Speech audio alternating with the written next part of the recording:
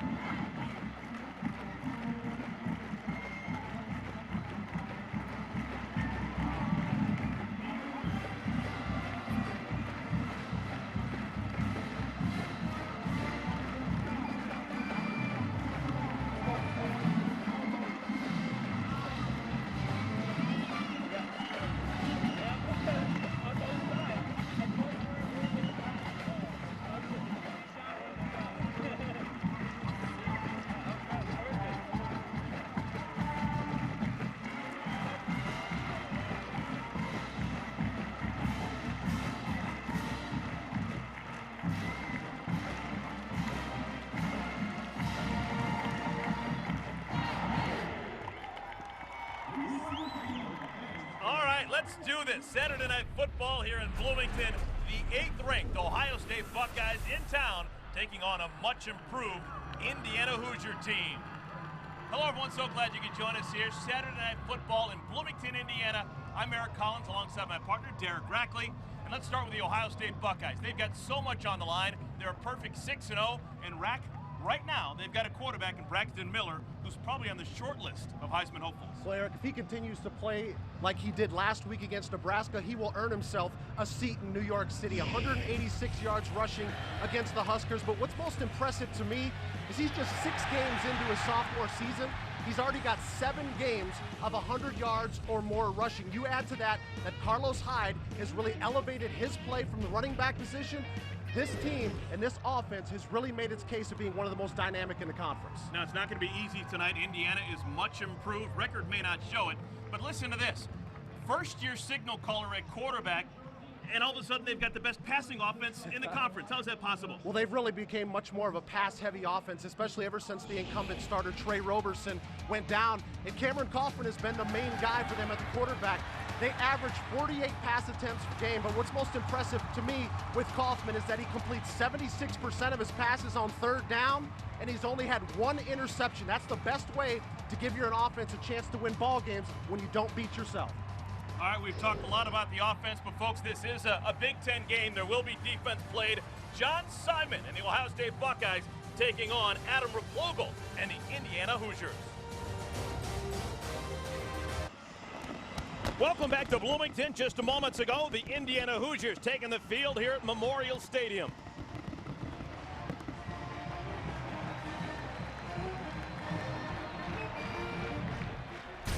Just a gorgeous night for football here in Southern Indiana, and after a busy day around the conference, let's take a look at the standings. Both Iowa and Michigan with wins. They're atop the Legends division. Penn State with a bye this week, so Ohio State with a win tonight, they'd be a half game in first in the leaders division. Now tonight's sideline reports are brought to you by Best Buy. Just moments ago, Jay Lehman caught up with Indiana head coach Kevin Wilson. Coach, we've seen vast improvement out of your football team over the last 2 weeks. How do you build on that tonight? Well, again, we've had another good week of practice, but you got to do in games. We got a great opponent. They're going to challenge in all 3 phases. You got a great player you got to stop in Braxton, and we're going to have to score points. So 3rd down conversions, scoring zone conversions, because we're not going to have a chance kicking field goals. Thanks, Coach. Thank you. Now Kevin Wilson matching wits with Urban Meyer. Urban still with that unblemished record as an Ohio State head man, perfect 6-0. As we get ready for the kickoff, let's take a look at tonight's Napa Know-How Keys to Victory. What do you got, Derek? Let's start with the Ohio State offense. Anytime you're going on the road, you got to start fast. This has been such a great offense, but actually in the last 3 games, only 1 offensive touchdown from that side of the ball. And defensively for Indiana, they've got to get push on that defensive front. The best way to slow down Braxton Miller in that running game is get your defensive line and the linebackers in the Ohio State backfield. Make them start to chatter their feet a little bit when they're coming upfield. Now, just a gorgeous evening here in southern Indiana. Buckeyes and Hoosiers. And unlike every other game played so far today around the Big Ten, this one's going to be played without any raindrops. It was a rainy day in Big Ten country, but we're not expecting any of the precipitation. It should be a fast track for Kevin Wilson's Indiana Hoosiers and Urban Meyer's Ohio State Buckeyes.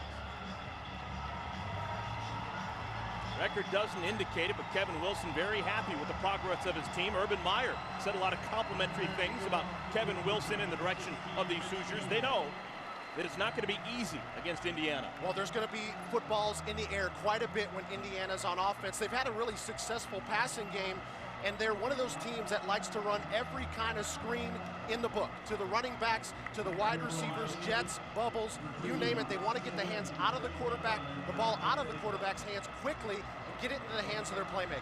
A little bit of a surprise. Indiana won the toss, and they elect to defer the decision to the second half. So Ohio State will start on offense. Buckeyes ranked 8th in the country. Mitch Ewald gets this game started. Deep kick into the end zone. It'll be a touchback. Ball to be started at the 25.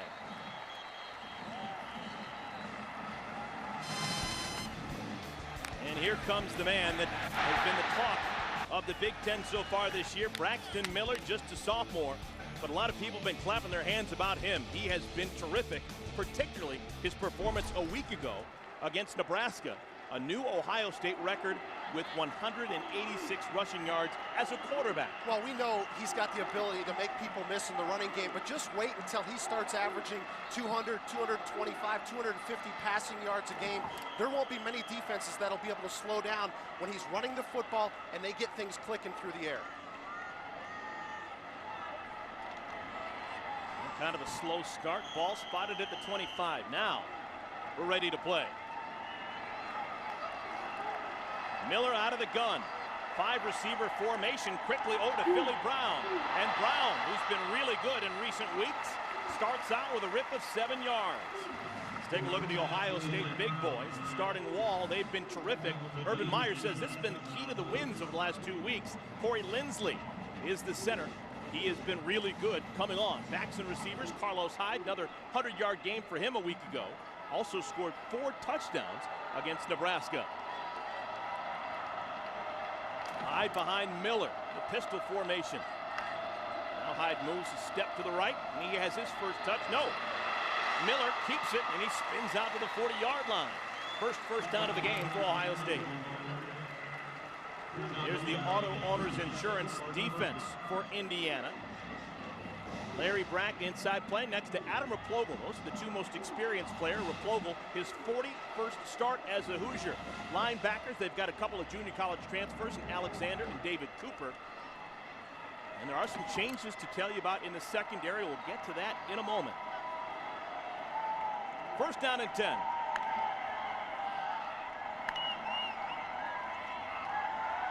Miller looking to pass. Nothing doing. Runs it himself and gets a couple when there was nothing there. Larry Black Jr. makes the tackle after a gain of a pair. Let's talk about the secondary. A couple of changes. Greg Heben is going to get the start at one of the safeties. And Antonio Marshall, Jr. from Pitts, Georgia, his first start as a college player. He replaces Kenny Mullen. Heben does have a lot of playing experience as a quarterback the last couple of years, but this is first start as one of the safeties. Second at 7. Miller, his first pass incomplete. Wow. Brian Williams separating Corey Brown from the football. That's just nice recognition right there by Brian Williams. He sees this play coming right at him, and he breaks. He gets by Devin Smith to come up and lay the hit. This ball was behind Philly Brown. It would have been a tough ball for him to catch anyway. But the recognition by Williams to be there right on contact when the ball gets there was the reason it was broken up. Hoosiers want to get off the field defensively. 3rd and 7.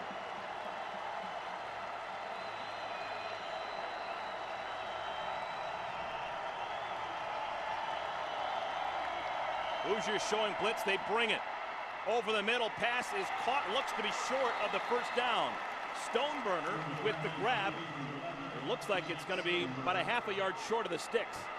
Well, you can see how important it is in the early downs to make sure you pick up 3 to 4 yards, because that was a very successful play. They got the ball into the hands of Stoneburner, but because of their lack of success on 1st and 2nd down, they came up just a hair short. There's some confusion with the yard markers right now. Braxton Miller spins out of a tackle attempt in the backfield, and he is dropped. That was a first down play. They had awarded Ohio State the first down the previous play. So that a loss of 7 on 1st down. Again, we talked about that pressure, that Indiana defensive front getting into the backfield of Braxton Miller. That's exactly what you've got to do, is get your red jerseys on the opposing side of the line of scrimmage. That way, if you can get him contained, keep him inside, and get him down on the ground. Nice play right there by Zach Shaw. Kevin Wilson, head coach for Indiana, none too happy. There was some confusion along the sideline in terms of the officiating crew as to where the yard markers should have been. They call it a loss of 10, so 2nd and 20. Miller out of the pocket. Nice gain. Oh my, is he slippery across the 50 to the 43. That's just one of those plays that you just don't have a defense for. It's 2nd and long. You know the offense is going to be looking through the air, but he finds an opening in the defense. And in space, it's so hard to bring him down because he's one of the most elusive ball carriers. I'm not going to say just quarterbacks. I'm going to say ball carriers. That puts wide receivers and running backs in the same position. Buckeyes, 38 points per game, 2nd best in the conference. They do most of their work on the ground. Look at the passing yards. They are dead last in the conference in passing offense. 3rd and 3. Earlon Reed in motion. Miller guns it. Incomplete. Good defense played by Mark Murphy. And a flag comes down late. A flag down in the secondary. Well, you mentioned it, Eric. It looked like pretty good defense, but a lot of times it ends up being the left hand from the backside, the one that they end up calling. That looked like pretty good defense. In my opinion, Mark Murphy coming with that backside arm, the right arm, to break up the pass. I didn't see any interference. Here's Bill Lamagna. Pass interference. Defense. Number 9. 15-yard penalty. Automatic first down. So Ohio State survives a 2nd and 20 and eventually converts, and they've got a fresh set of downs.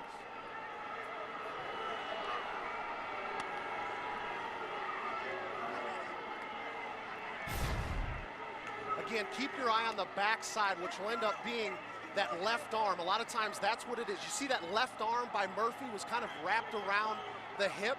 That's likely what the official called. They don't want to see that opposite hand wrapping around the receiver. And it's Murphy who was down on the field a moment ago. He's now on the sideline as it's 1st down and 10. Ball at the 27-yard line for Ohio State. Alexander Webb, number 27, is now on the field for Indiana, replacing Mark Murphy. And Ohio State's not a big passing team, but you wonder if they might take a couple of extra shots, knowing that especially on this play, you've got 3 secondary players that are not normal players at that position. This is Miller running a little option, keeps it himself. And Miller squirts down to the 13-yard line. There's been some starts and stops, but this is turning out to be a nice drive for Ohio State. See the slow play right there by Jakari Alexander, number 34. You know, it's one of the positions that I probably would not want to be in as a defender, is going to try to slow down the option when Braxton Miller's coming at you. You almost have to just commit to stop the quarterback, stop Braxton Miller, and make somebody else make a big play on your defense. Let's see if they get Carlos Hyde involved close to the goal line. Option left side, Corey Brown, touchdown, Ohio State.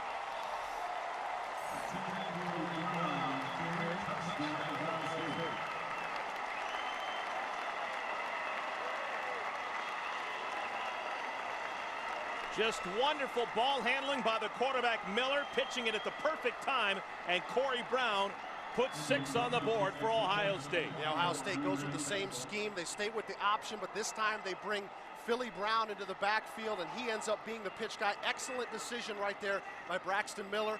Make the defense commit and get rid of the ball. Drew Basil, extra point is good. Ohio State, they take the opening kickoff and they march the length of the field. A 75-yard drive. Urban Meyer pleased here in Bloomington.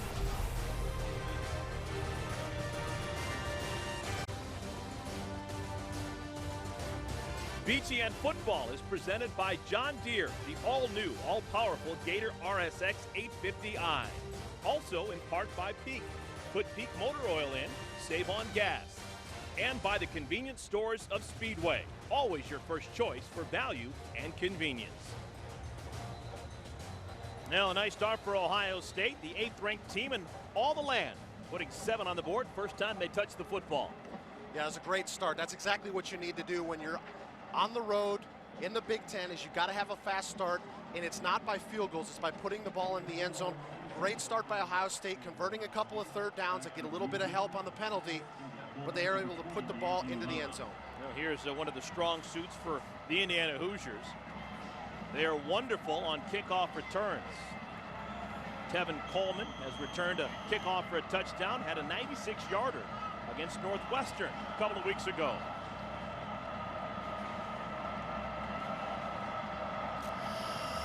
Campbell and D'Angelo Roberts back deep to receive this kickoff. It's returnable. This is Coleman, and Coleman met with force at the 18-yard line.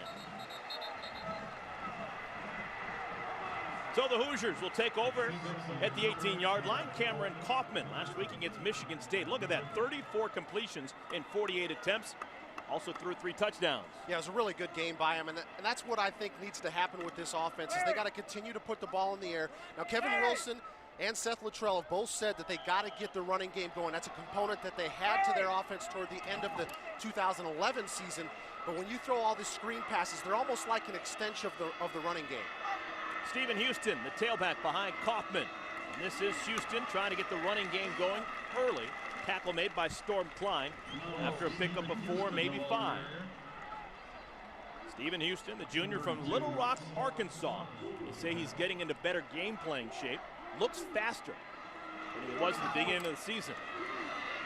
And here's that high-tempo offense for Indiana. Man is wide open, and the pass is well underthrown. Oh, Shane Wynn was behind the defense, left sideline by a good 10 yards. Well, Kaufman really missed Deweese Wilson. I think if he would have got through his progression a little bit earlier, he would have seen him coming across the formation. Here's Deweese. He's wide open. I saw him as he was coming across, and I think Kaufman was just late getting through his progression. He gets that ball out of his hands a second quicker, and that's a completion. The guys open all over the field for Indiana on that play. 3rd and 6. Kaufman. Line drive dropped by Wilson. Bobbled it. Comes up empty. It's going to be a 3 and out for Indiana. That's a really good throw, though. I like that, trying to hit the skinny post. He gets the ball out of his hands quickly. It's delivered to a spot to where his wide receiver has a chance to bring it down. He just couldn't make the catch, but these are the type of plays that you're going to have to make. You can see right there, it's delivered perfectly. I think he needs to turn his hands around a little bit more. Don't wait for it to come kind of in that basket style of catch, but he brings that one down, and they get a first down and move the chains.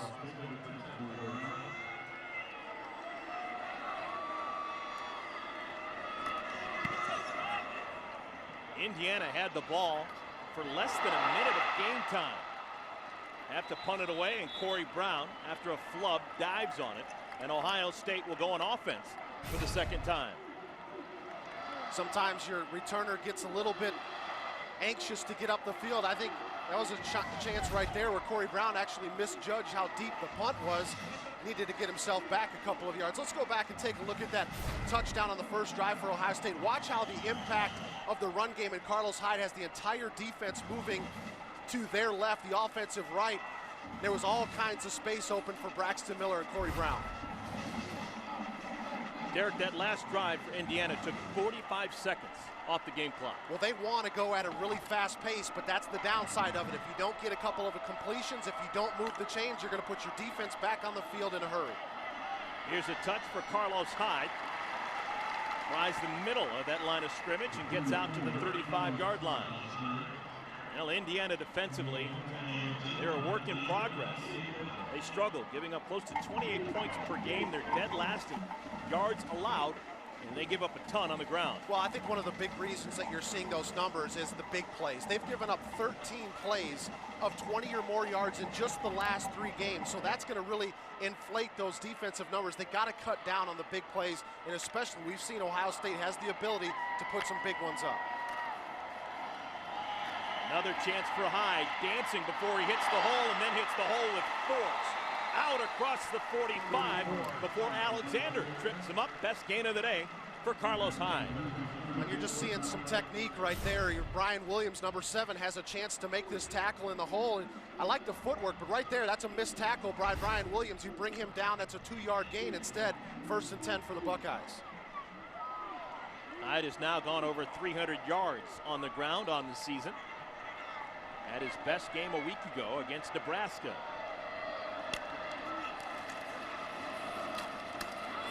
Third consecutive carry for Hyde. They're trying to rip the football out. He's tackled as he crosses the 50. Let's go down to Jay Lehman. Jay, what's going on with the missed tackles in Indiana? It looks like the Indiana defense is just diving and taking shots at legs rather than keeping their feet, staying low, and driving their legs. They need to take proper balance and hit the guy.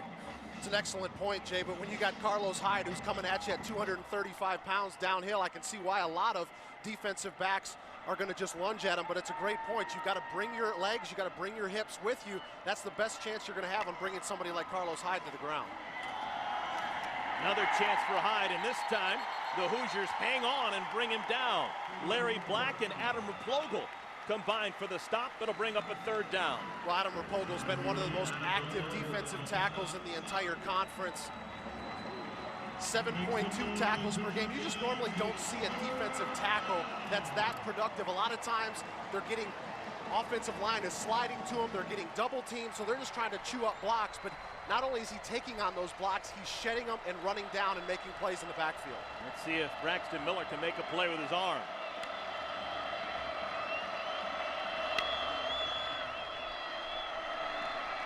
Tons of time. Pass incomplete. Wide of the mark, looking for Devin Smith. Nice defense played by Brian Williams, and Ohio State will have to punt. That's good coverage across the board, but you can see Devin Smith is going against Brian Williams. Just really good coverage. It's physical. Maybe he got away with a little bit of a tug right there, but there was no separation. Devin Smith wasn't able to create any separation, so it was a really tight window that Braxton Miller had to try to slide that football in. Ben Buchanan punted away for the 32nd time on the year. Nick Stoner, the speed merchant, back deep to receive this punt for Indiana. Booming kick, high spiral. Fair catch called for, bobbled, and made at the 7-yard line. So a punt of 45 yards, no return, timeout on the field. When we come back to Bloomington, Indiana, the Hoosiers will have their offense back on the field. It's early. Ohio State on top of Indiana by a score of 7-0. I'm Eric Collins, Derek Rackley, and he may be the most talented person in the world. You've always got the iPad going. You're always second screening it. Well, you know, Eric, I spent 8 years in the NFL, and one of the mottos in the NFL is the more you can do. So I've carried that over into my next career, the more that you can do. Well, there's a reason you got the iPad out right now. You're second screening it. The Twitterverse, of course, is always going. It's nonstop, talking about Big Ten football and BTN Connect. It's Indiana tries the ground game. Stephen Houston now in game. BTN Connect is the place to join the conversation, see what fans and the media are saying, vote in our Twitter polls, track the stats, and find out who is trending in the Big Ten today. It's all at btn.com/connect. Twitter poll for you coming up. A lot going on Saturday night here in Bloomington. Over the middle, pass intended for Shane Wynn, and it's knocked away. It'll bring up third down. While we have a moment to take a look at the starters offensively for Indiana. They start two true freshmen, one of them at left tackle, in Jason Spriggs.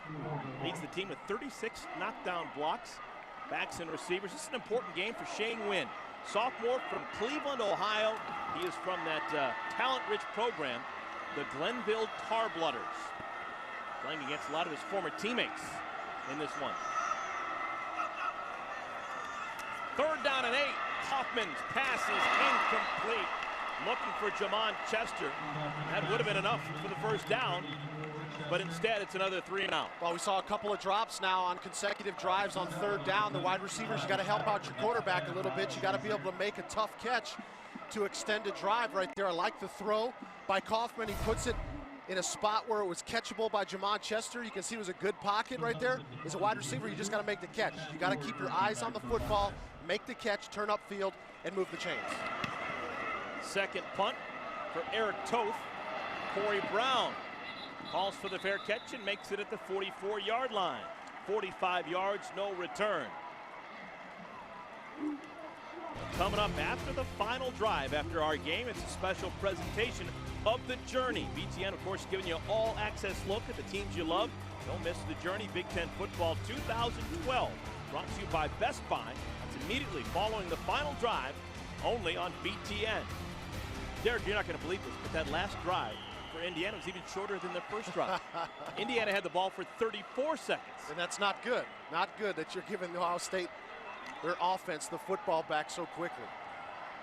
Braxton Miller out of the gun. Rod Smith, an Indiana native, in the backfield with him. And this is Smith, who spins and is tackled. Greg Heben on the tackle. Let's take a look at our Twitter question. Who will pass for more yards today? Hashtag BTN Kaufman. Hashtag BTN Miller. Braxton Miller, sophomore from Huber Heights, Ohio. Cameron Kaufman, sophomore from Peculiar, Missouri.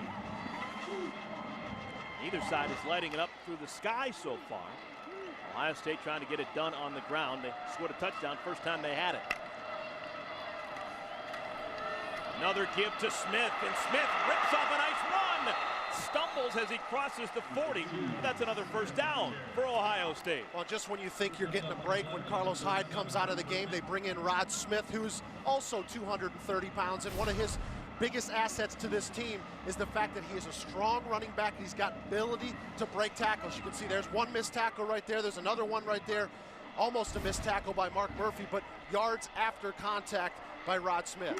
Rod Smith from Fort Wayne, Indiana, stays in the game. Miller wants to throw, has a man wide open, and it's dropped.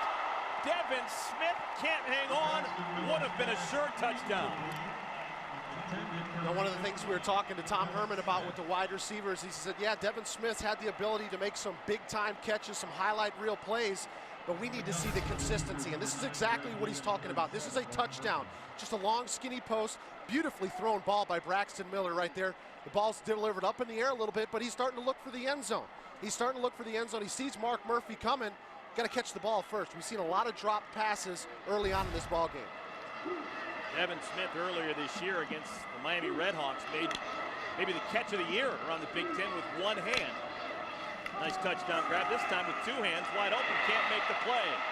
Miller in trouble, sandwiched and brought down. Larry Black Jr. and Bobby Richardson combine on the sack. It's a nice job by Bobby Richardson, just holding on until reinforcements were able to come, because this is a lot of times when you see Braxton Miller slide out of there. A little bit of a game right there where Bobby Richardson starts outside and comes back inside. You can see him just holding on to that jersey, and Larry Black comes by in the end and cleans up. Good defensive play right there by the Hoosiers. Indiana much improved defensively in making big plays. That is their 11th sack of the season. Third down at 16. Miller keeps it. Miller's got a chance, trying to get to the edge. He's got the first down. This kid is electric. I mean, so often when you see third and long situations like that and a team decides to run the football, It's because they're planning on playing a field position battle. But with Braxton Miller, you have always got an opportunity to move the chains with him running the football. Huge hole opens up, he sees it on the backside and just turns on the jets. They always have a chance, whether it's 3rd and short, 3rd and medium, 3rd and long. You've got to buckle down defensively and get him down on the ground. 6 rushing first downs for Ohio State.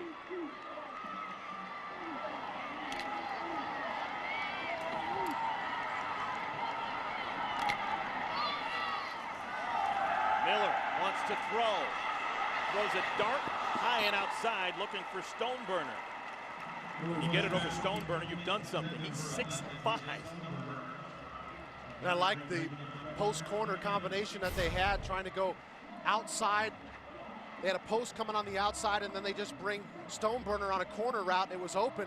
Just a little bit of an errant throw right there by Braxton Miller. Just deliver that one so Stoneburner's got a chance to run underneath it, and they get the ball at least inside the 10-yard line if Stoneburner does not get into the end zone.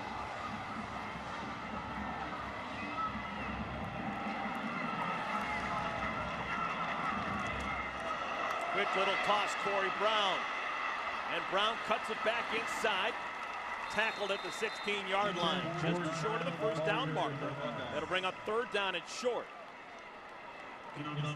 See the confidence that Urban Meyer's got on Corey Brown here. He's the guy that they're trying to get to be like the Percy Harvin was at Florida, somebody coming in from the outside, wide receiver running the football. Well, Ohio State trying to get cute, quick snap against the Hoosiers, and it fooled absolutely no one. Indiana well-schooled, and Miller tackled behind the line of scrimmage. It'll bring up 4th down. Part of the reason is because this Indiana defense sees it all the time in camp and spring football, because that's the style of offense that Indiana runs. So when they're going #1 defense versus #1 offense, they see the hurry up all the time. So they're always expecting it. But I like that discipline of everybody getting set by the Indiana defense and causing the 4th down.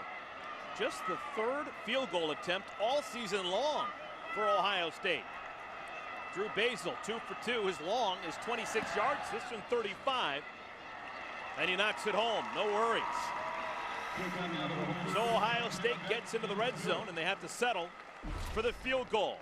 The lead is now 10-0. Ohio State on top of Indiana.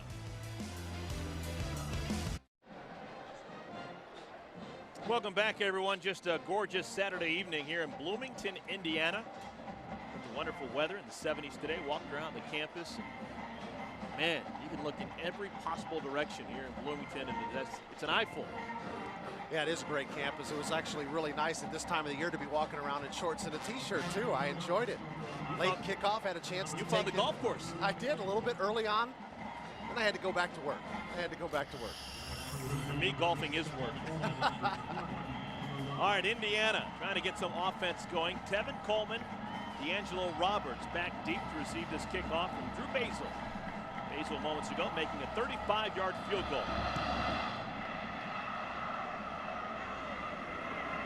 Coleman starts from the goal line. Nothing doing at all.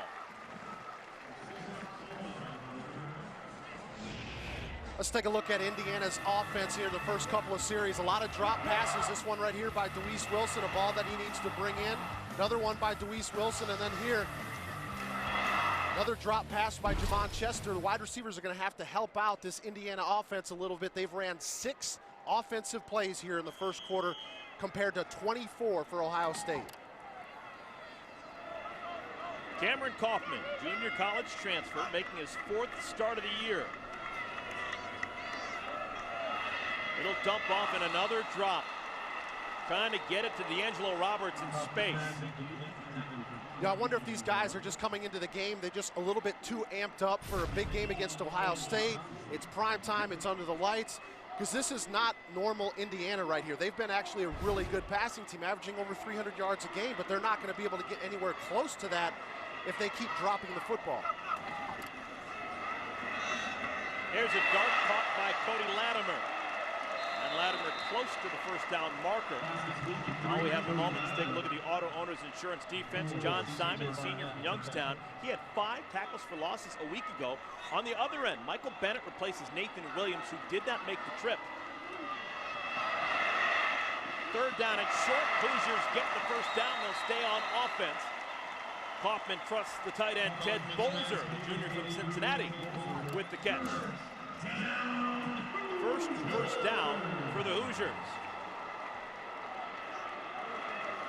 Another quick snap. Man, they want to play fast. And this offense really changes, Rack, once they get that first down. Latimer, his second catch of this drive. Well, they just need a little bit of confidence, and I think that's what you're seeing right now, because this is when Indiana's offense operates at its best. They get a first down or two, they really start picking up the tempo, wide receivers start catching the football, they start marching up and down the field, and that's where they have the best chance to start to wear the defense down. Buckeyes move, but plenty of time to get back. New tight end of the game for Indiana, Charles Love III. Running play. Oh, and Houston, tons of room. He's got a chance. Houston, touchdown, Indiana.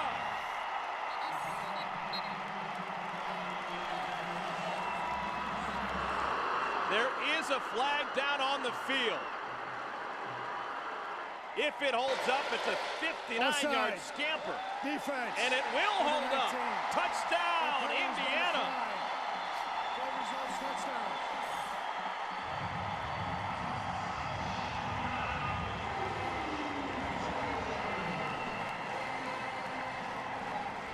Derek, where'd that come from?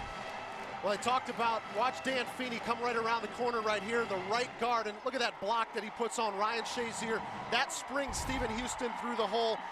Kevin Wilson talked about needing to get that running game going. That might have been the play right there that gets this offense sparked. Kevin Wilson telling us that Stephen Houston really coming on in recent weeks. Practiced well this week, and he's showing it here in game time. A 59-yard run. And Indiana on the board. Maybe a little momentum now for the Hoosiers. They trail by 3.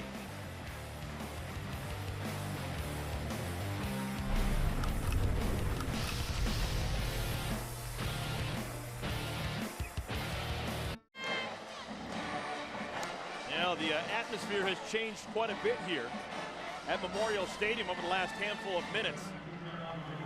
Nice run, 59 yards to pay dirt, Stephen Houston. And the Hoosiers within 3 of the 8th-ranked team in the country. There's a different feeling around Kevin Wilson's bunch this year. Last year, just a real difficult start to his tenure here in Bloomington, but this year, a lot of smiling faces when people talk about the Hoosiers. Touchback ball will be spotted at the 25-yard line.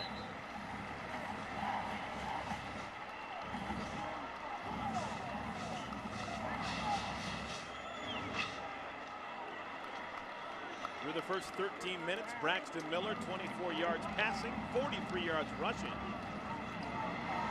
He's been on the field for 3 drives, a punt, a field goal, and a touchdown for the Buckeyes. The most important thing for Ohio State is they just got to make sure that ball security stays at the top of their list. I think the reason or the way that they let this game become close throughout the entire 60 minutes is if they start fumbling or if they have interceptions. But I think they've got the ability. They've shown the ability offensively that they can march up and down the field.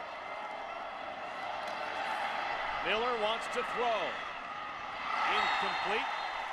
Looking for a tight end. Jeff Hireman has played well as of late, but he can't come up with that catch. Ohio State actually was trying to take a shot down the football field. They had a wheel route that was coming up the near sidelines. It was a good read by Braxton. It was covered. He sees that his receiver doesn't help himself out a little bit. Remember last drive, Devin Smith dropped what would have been a sure touchdown for Ohio State. Buckeyes had to settle for a field goal.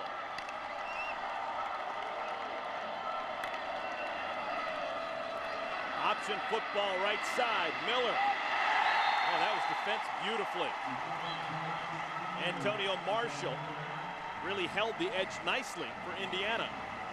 Yeah, and it allowed Ryan Phillips, number 25, the opportunity to get in there and make a play. The biggest thing for this defensive front, you can see 25 Phillips right there. When Braxton starts running, you've got to run. You've got to give everything you've got in the tank as far as speed goes to run east to west to be able to get him stopped in the running game. Indiana last week against Michigan State really shut down Le'Veon Bell and the Spartans on the ground.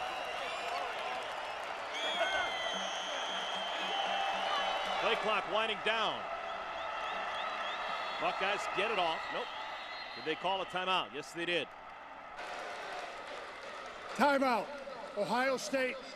First team timeout. 30-second timeout. 30-second timeout. So Urban Meyer calls this timeout to set up a 3rd down and 10 play call.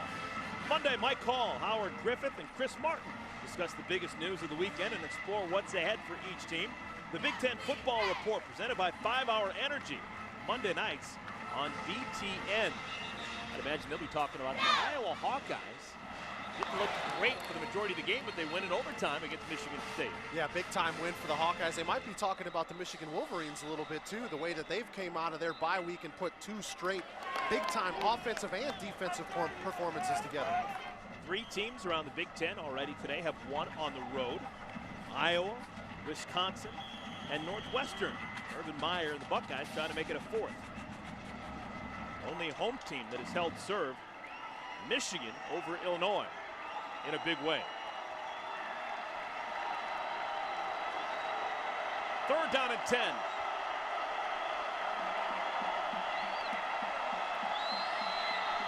And that's going to be against Ohio State. Looked like Carlos Hyde. Ball start. 79 offense. 5-yard penalty. Remains 3rd down. Now they call it on Marcus Hall. But it was a confused Ohio State Buckeye offense to begin with Hyde coming onto the field late. Right there, Marcus Hall gets a little bit antsy. No matter what that defensive front does, you got to make sure you hold your water in there. Looking inside to the football. When Corey Lindsley moves that ball, that's when you move.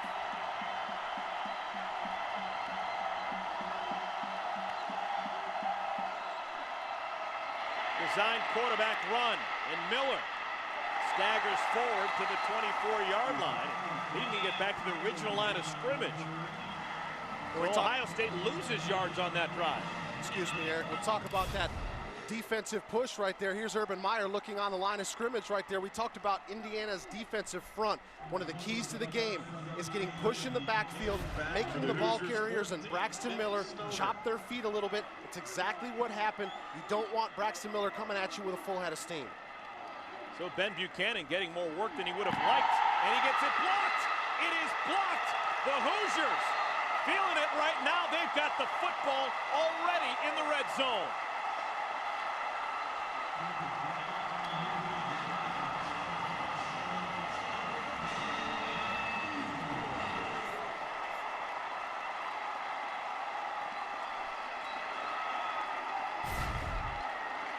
Ohio State's already had 1 punt block this season earlier in the year, and you can see again, just comes right up the middle. There's got to be some type of miscommunication going on. I think the timing was fine, but you can see there was 2 or 3 guys that had an opportunity to be able to get this punt blocked. And you know Urban Meyer's a special teams coordinator. His teams usually excel on special teams. Big play right there for the Hoosiers. So Indiana, they scored a touchdown last time they had it. Stephen Houston barrels forward to the 12-yard line. That may be the final play of this first quarter. Let's see if Kevin Wilson wants to dial up another play. I don't think so. Kevin Wilson knows that momentum right now is on the side of the Indiana Hoosiers. 15 minutes in the books. Both Ohio State and Indiana with a touchdown apiece. Corey Brown for Ohio State. Stephen Houston for the Hoosiers.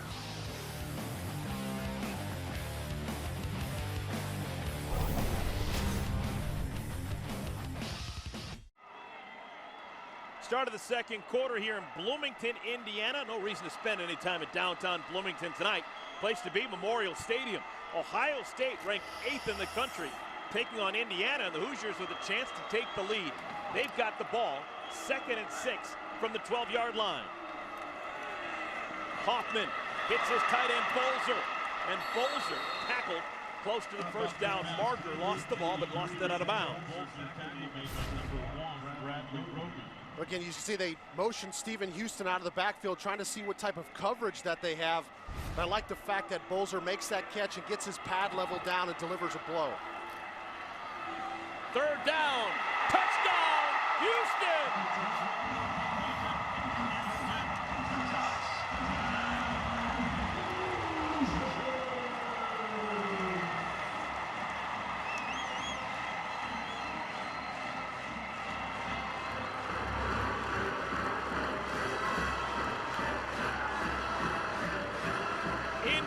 getting it done on the ground. They've taken a lead on the Ohio State Buckeyes.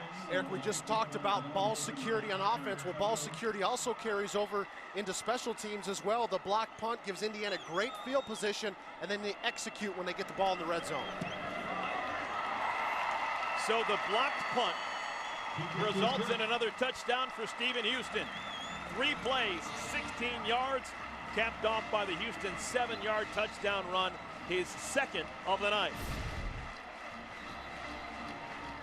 Well, Coach told Jay Lehman that they had to make sure that they scored touchdowns, and that's exactly what Indiana's been able to do. Let's go back and look at the punt, though, the blocked punt by the Indiana Hoosiers, to see how they were able to get it. Here's Isaiah Roundtree right here. He gets the block, but there's the miscommunication by Cameron Williams, the backup linebacker. He goes to the punt team's right, and Roundtree comes unblocked right up the middle.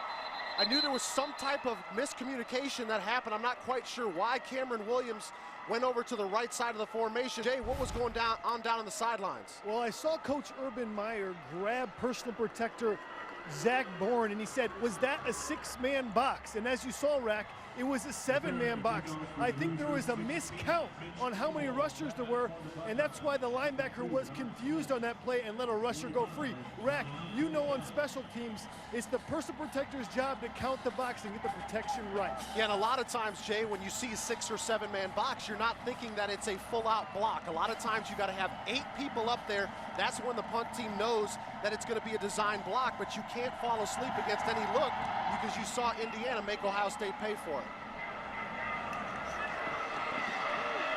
So Ohio State trails by 4 on the return. Rod Smith dives out across the 30.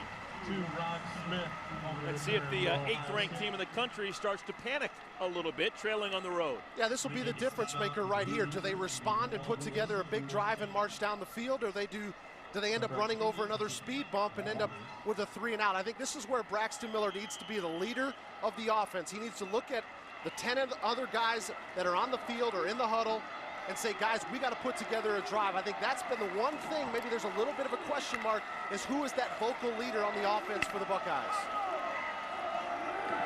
Miller wants to throw. Dart underneath, it's caught. Going to be close to the first down marker. Stoneburner with his first catch. Ohio State this year, Braxton Miller, he has been their stud rushing the football. Look at these numbers game by game. In his career, 7 100-yard games, only halfway through his sophomore season. Just 2 out of the 6 games was he held under 100 yards. Every running back around the nation would be happy to get numbers like this. And as a quarterback, he's already got 763 rushing yards through 6 games. That is impressive. On first down, Miller nowhere to go. He's going backwards. Jakari Alexander and Adam Replogle bring him down. That's just good team defense right there. Again, you're seeing penetration in the backfield right there. John Lanen, number 96, is one of the guys that gets into the backfield, and you can see nice job by Lanen right there, trying to be that contained player. Then Jakari Alexander, one of those junior college transfers, has really fit in well for this defense, elevated his play, and been a big-time tackler. So it's a loss of 5. Miller to throw on the run. This time the catch is made by Corey Brown. And a quick tackle to bring up 3rd down. Talked about a quick tackle right there. Antonio Marshall, one thing that you're going to do as a corner is if you do allow a ball to get completed underneath you, you got to go make a tackle right away. And that's exactly what we saw from Marshall. Another guy that's young and compared to starts. He's a redshirt junior, but hasn't started a lot of football games for the Hoosiers. Nice open field tackle to get him down on the ground. Indiana's already forced Ohio State to punt twice in today's game. Buckeyes are just 2 for 5 on 3rd down conversions. Blitz off the edge. Catch is made, but it appears to be short. Corey Brown is going to be short with the first down marker. What's the decision for Urban Meyer? I think in this one, when you got Carlos Hyde and Braxton Miller in the backfield, you go for it. But again, nice play right here by Antonio Marshall. He reads it. You see, look at the break. He sees the slant. He sees the quarterback getting ready to throw, and he comes up and makes another open field tackle. Offense staying on the field for the Buckeyes. This is not going to be a classic Ohio State formation. They're playing without a fullback. Zach Bourne not in the game. Instead, it's a single tailback and high. And a timeout called by Indiana. Timeout, Indiana. First team timeout. So both the Hoosiers and the Buckeyes using a timeout here in the first half. We'll have a big fourth down coming in a moment.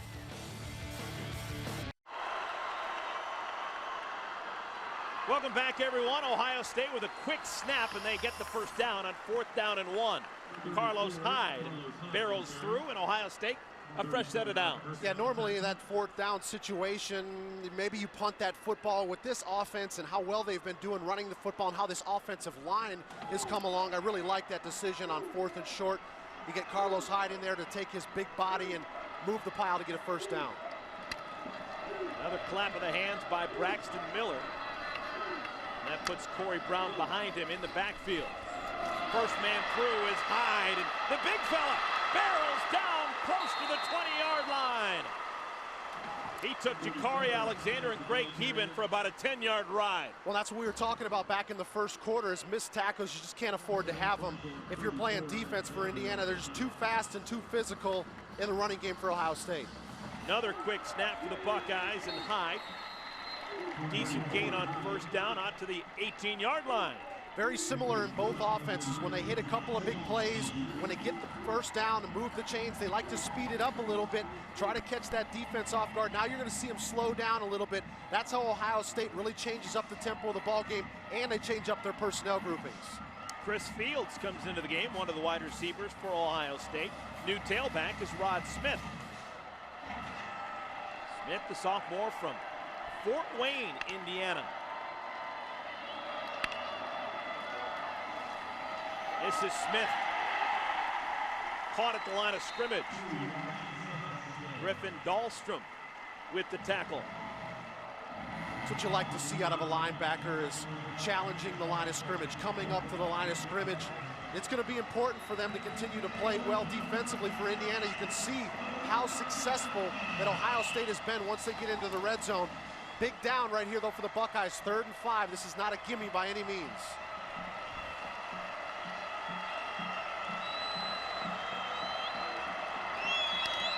Five receivers set.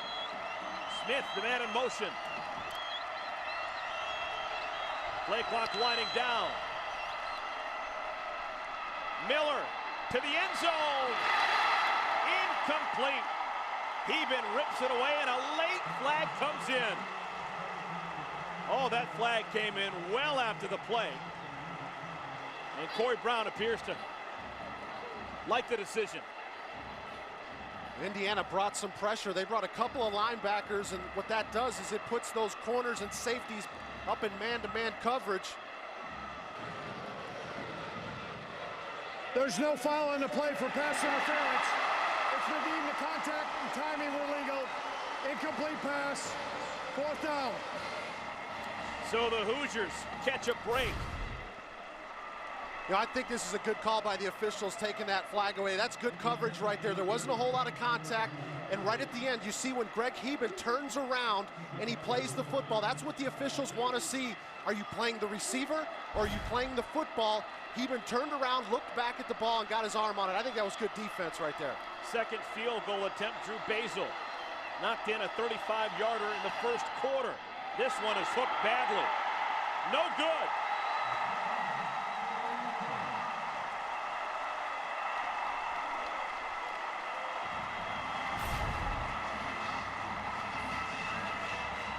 Talked about Ohio State's success in the red zone. Big time stop right there for the Indiana defense, getting a missed field goal. Kevin Wilson got to be happy with the way his Hoosiers are playing. We champions. Let's take it to the field. We champions. Let's take it to the field. I come through like a freight train, about to push the line back. Only see the gold line, don't matter if your line stack. Because I'm a soldier, you can see my face paint. Know that I'ma get mine by knowing that the rest can't. Y'all looking scared, man, better call a timeout. I'm so fresh, everything I run a fly route. Ohio State a week ago hung 63 on Bo Pelini's Nebraska Cornhuskers. Right now, they're in a dogfight. Indiana on top of Ohio State, 14-10. Under 10 minutes to play, first half. Tevin Coleman now checks into the game at tailback. He swings out in this route. Kaufman under duress, buys some time, and completes the pass. Deweese Wilson has a first down. This is an Indiana team, went 3 and out each of their first 2 times with the ball. Didn't have the ball for more than a minute and a half combined for the first 2 possessions. Yeah, definitely a game of momentum, and you can see it's on the side of the Hoosiers right now. Let's see if Kaufman can keep marching the team down the field. Pass is tipped and incomplete. Second down and 10. And the coaching staff from Indiana says this whole up-tempo offense is all based on getting that first down. Yeah, you got to get a first down. You not only got to get 1, you got to get 3 or 4. Otherwise, you're going to end up putting your defense back on the field quickly, and that's what wears down your defense. You can see Storm Klein reaches right up there at the last second, get his hands on that football. Ohio State playing without Etienne Sabino. Broke his leg a week ago. He's going to be out at least 4 weeks. We've seen a lot of Joshua Perry so far in today's game. Slipping out of the backfield. This is Tevin Coleman. Tackle made close to the line of scrimmage. Jay, what's up? What's happening with this Ohio State defense? I just overheard Coach Mike Vrabel talking to the defensive line for Ohio State. Says, don't give up the vertical seams in the run game. Spill it, meaning make the ball go outside to where your help is. That's why they're gashing us. Now they are gashing touchdowns each of their last 2 times with the ball. This pass incomplete, looking for Nick Stoner, the speedster. But good defense played by the Buckeyes. Yeah, there's 2 really good corners on this football team for Ohio State. Travis Howard and Bradley Roby, and both of them have gotten their hands on some interceptions. Got away with a little bit of that left arm on the hip right there. But it's a good job by that Ohio State defense getting a stop on 3rd down. So the punt team comes on. Eric Toth. Low kick. Takes a bounce. On a hop, picked up by Brown, and he's tackled immediately. Good special teams play. A punt of 40 yards, no return. We'll keep it here. 8:53 left here in the second quarter. Ohio State trailing Indiana by 4. Now Tuesday night here, the story of the 2002 Ohio State Buckeyes from the players and coaches that helped win the national title. It's an all-new Big Ten Elite 2002 Ohio State football presented by Chase Freedom. Tuesday, 10 p.m. Eastern, only on BTN. Craig Krenzel was not a beauty queen, man, but he got it done. A lot of comeback wins, throwing 4th down touchdowns to Michael Jenkins. Maurice Clarett, of course, a big part of that year's team. Last time the Big Ten has won a national championship. Braxton Miller keeps it. And he's drugged down from behind Adam Vogel with the tackle. You know, what makes Braxton Miller such a good runner of the football is he's got vision like a running back. You know, a play like that is a great example. When he pulls it out, it's designed to go to the right side of the formation. He sees it's blocked. He comes back to the left-hand side, which is where Carlos Hyde went through the hole and almost acted like his lead blocker. Pick up a 4.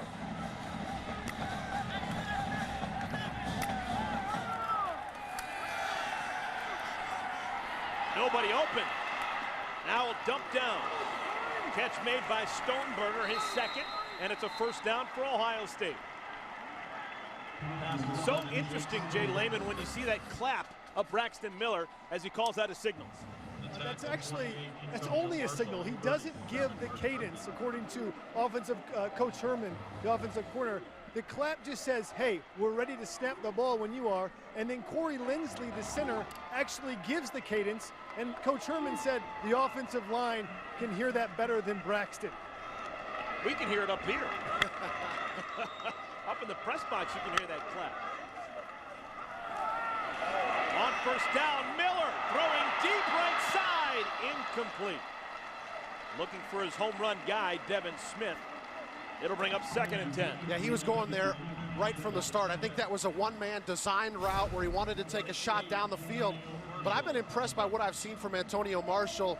Again, thrust into the action. He continues to have great man-to-man coverage. He's not letting people get too far behind him. because you know that Ohio State's going to try to take a couple of opportunities to see if he's ready to run with these Ohio State receivers. And Kenny Mullen, normally one of the starters at corner. We haven't seen him so far.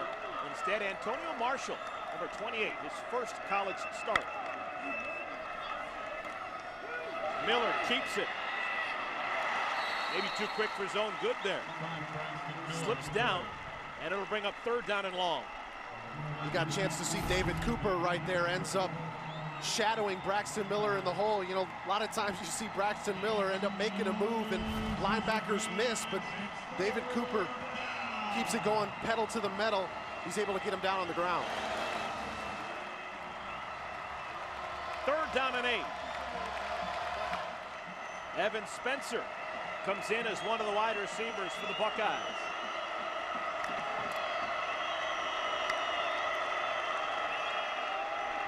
Not much pressure. Pass is caught by Philly Brown. That's a 1st down for Ohio State. Philly Brown's been really good for this Ohio State offense, especially when it comes to 3rd down situations. So many of his catches come when it's a 3rd down situation. They've got to move the chains. You can see him just going down there, making sure he secures that catch to continue this drive. Had to really get down low to keep that ball off the turf. And they may take a little longer look at that one. Corey Brown had to reach behind him, and he juggled the ball briefly. The previous play is under review. The ruling on the field was a completed pass. Yeah, this is worth a second look, no doubt about it.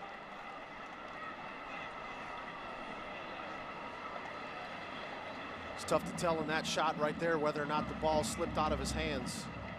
This would be a pretty good look at it here. It was really low when he touched it first. I don't know, partner. Yeah, I think in that shot you saw right towards the bottom left, it looked like it might have popped out. It may have skipped to him before it even got to his hands. Now, is there enough to overturn it? The call on the field is a catch and a 1st down for Ohio State.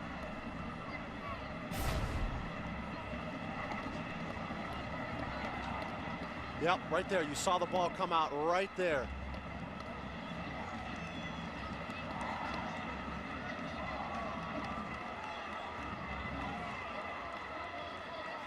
Yeah, with that angle, to me, that's enough to say no catch.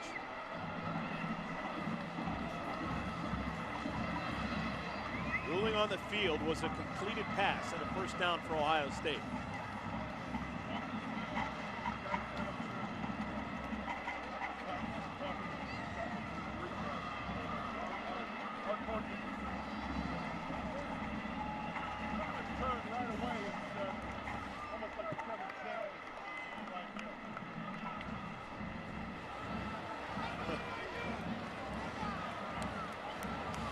Big part in today's game. Ohio State doesn't want to get the ball back. They're already down by 4.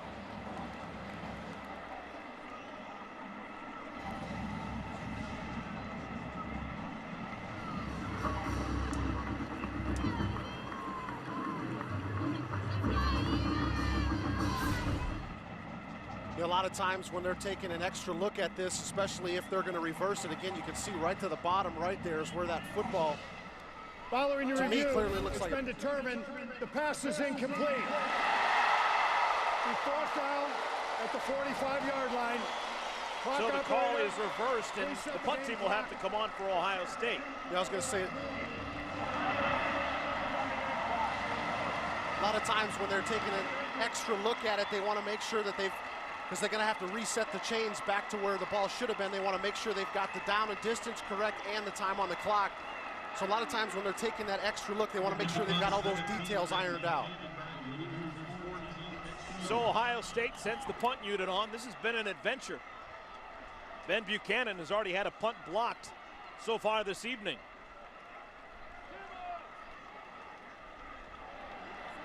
Nick Stoner back deep for the Hoosiers.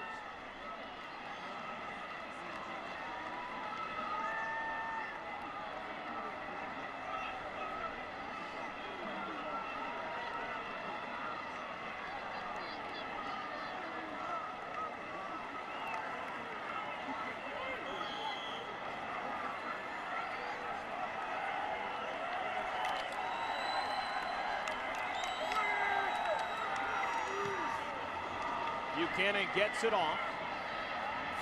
And Stoner backs up to make the fair catch at the 13-yard line. The Hoosiers with the lead and the ball.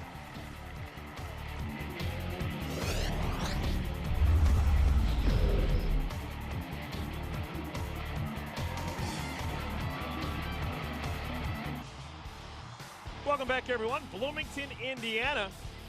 Indiana Hoosiers have been known to play some pretty good basketball over the years. Scott May, Kent Benson, the 76 Hoosiers. And man, they have been wonderful for so many years. Steve Alford, Isaiah Thomas. Moments ago, when we talk about the past so much, how about the present and the future? Tom Crean, he's got a club this year. A lot of different publications and polls going to have them #1 going into the college basketball season. Yeah, outstanding season they had a year ago, and bring most of that roster back, and it's going to be exciting to watch them, the development of Cody Zeller, how he ends up to be for this Hoosier basketball team. It's going to be exciting to watch. Just moments ago, the basketball team who had their first practice yesterday was announced, and as if the fans here at Memorial Stadium weren't jazzed enough. Football team on top of Ohio State by 4. Tevin Coleman trying to get to the edge, doesn't do it. Nice tackle made by Orion Johnson.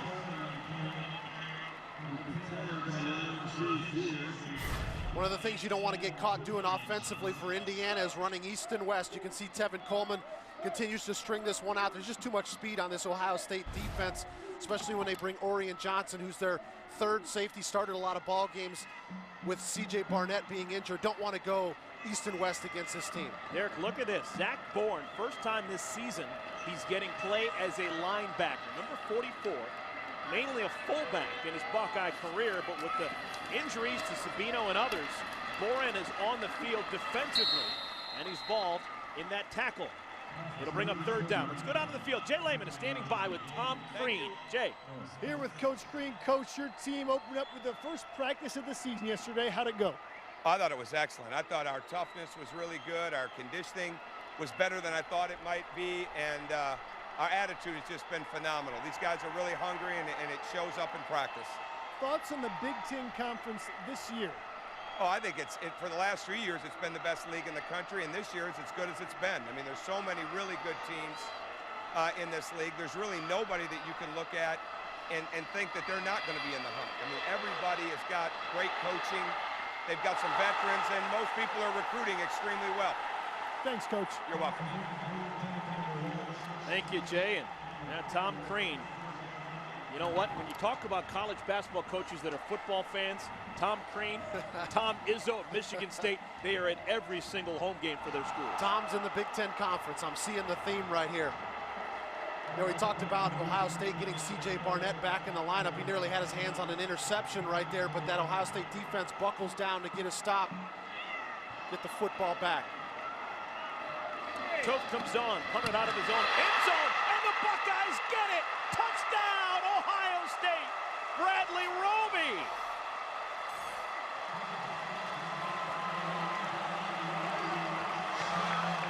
There's a turn of events. Second block punt of the evening, and the first for Urban Meyer's Buckeyes. Well, the one thing you'll notice when you watch special teams for Ohio State is they're going to be all starters that are on that unit. You can see Travis Howard, number 7, comes in from the left-hand side. That's just excellent technique right there. Right at the last second, he lays out, but he lays out at the block point, right where the punter is going to punt the football, and he gets his hands out at the last second. Great technique there on the punt block. Extra point is good. And don't look now, Pete Johnson, but Bradley Roby's catching on you. That's 2 touchdowns in as many games for Bradley Roby. Had an interception for a touchdown last week against Nebraska.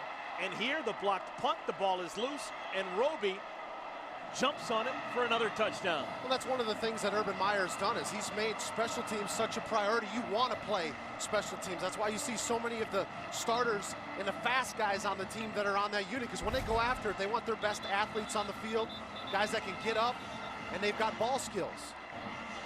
Urban Meyer has made special teams a priority throughout his head coaching career.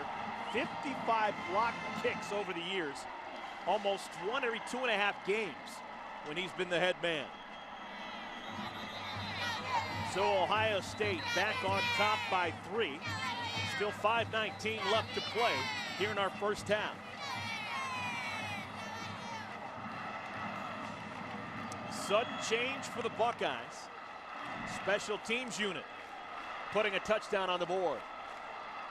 Derek, I think you've got the stat of the night. Give it to the folks at home. Yeah, Ohio State since 2005, and especially when you got Urban Meyer at the helm, 17-0 when they block a punt. Now, we've seen Indiana block a punt as well, but you can see how much of a factor special teams is having in this ball game.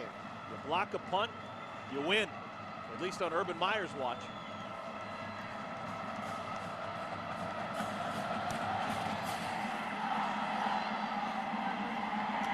Into the end zone, touchback ball at the 25. Okay, let's take another look at that block punt. You can see the guys selling out on the inside. Travis Howard comes in and makes a huge play in the ball game. And I'd hazard a guess that both Travis Howard and Bradley Roby right now are trending on BTN Connect. You can follow the social media conversation about today's game. To see who else is trending right now, go to btn.com/connect. Bradley Roby, 2 touchdowns in 2 games as a cornerback. I pulled out Pete Johnson, old name from the 70s. He scored a whole bunch of touchdowns for the Buckeyes, even when playing with Archie Griffin. All right, the Hoosiers will try and quiet things down, get the momentum back. Kaufman, a quick toss. Catch is made. Isaiah Roundtree out of the backfield, crosses the 30, a pickup of 7.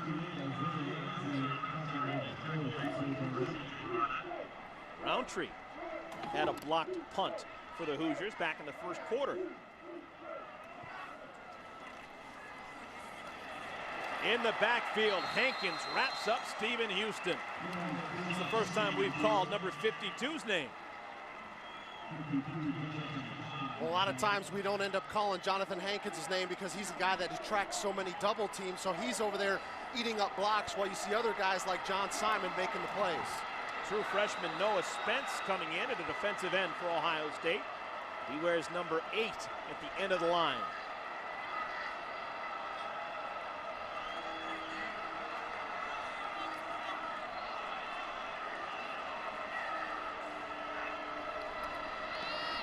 Kaufman, incomplete. Wilson had it for a moment and has it ripped away by Bradley Roby. You know, sometimes as a wide receiver, you know that you're going to end up taking a hit as soon as the ball gets to you. But again, I think this is a ball that Deweese Wilson would tell you that he's got to catch 10 times out of 10. But right at the last second, Bradley Roby coming in there. These defensive backs for Ohio State, they've always got ripping the ball or raking the ball out is how they call it on defense. That's always on the top of their mind. They want to make sure that if the guy catches it, they get the ball out of his hands.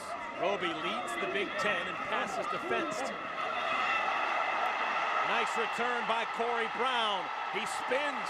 He's got a lane. Left side, gonna duck out of bounds. If it stands, it's a significant return, but there is a flag down close to the catch for Corey Brown. If it holds up, it'd be a 29-yard return for Corey Brown, but it looks like it's going the other way.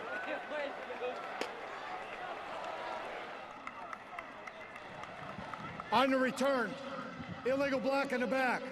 Number 2, Ohio State. 10-yard penalty from the spot of the foul. First down.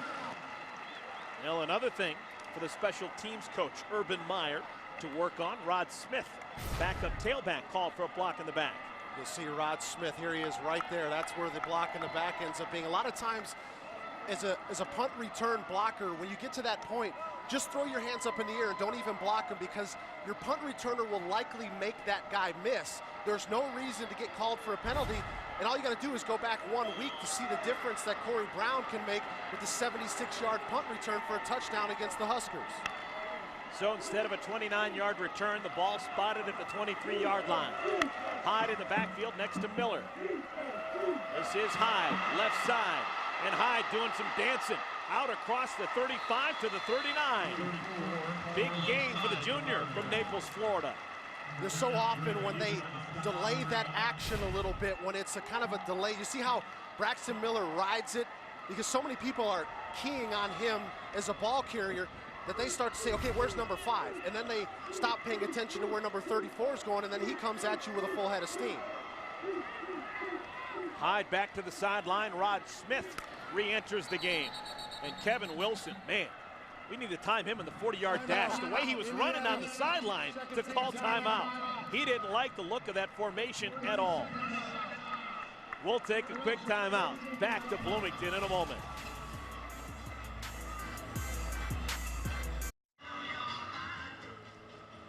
.334 remaining here in our first half. Ohio State ranked 8th in the country on top of Indiana, but only by 3. 17-14 is our score. Stay tuned for the Buffalo Wild Wings halftime report. Dave, Jerry, Howard, and Glenn coming along from our Chicago studio with scores and highlights from a busy day around the Big Ten. Already 4 games in the books around the conference. Braxton Miller wants to throw. Running out of time. Oh, and he's hit. That's a borderline call. I'm sure Ohio State would like a little overzealous penalty on the knock out of bounds. David Cooper with the final shove. I like how Braxton Miller didn't try to force anything down the field, because give that Indiana defense credit. Everybody was covered up. You see 34, Jakari Alexander was on Rod Smith. Right at the last second, I think he's still in bounds. I think his right foot was still in bounds. Defensive players, especially with Braxton Miller, they want to make sure that he gets out of bounds. He's got the ability to put his foot in the ground and get north and south. Clock continues to move. 2nd and 8. This is Hyde. Nowhere to go. Jakari Alexander, Bobby Richardson with the stop. It'll bring up 3rd down.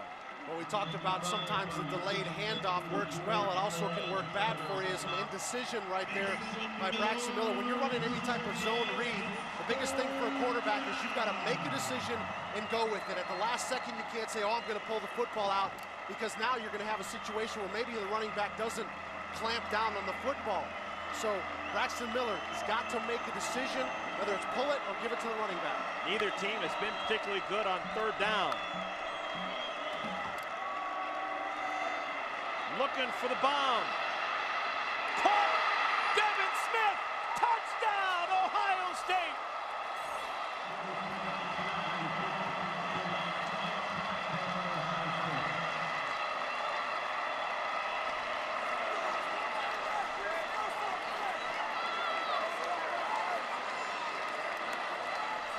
Devin Smith dropped a touchdown pass early in the first quarter, but Braxton Miller didn't give up on him. I think this is the best thrown football I've seen from Braxton Miller all season. He hits Devin Smith in stride. That's not an easy thing to do when you got Devin Smith streaking down the sidelines.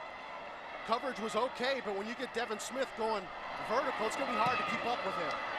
Basil, point after touchdown, up and in.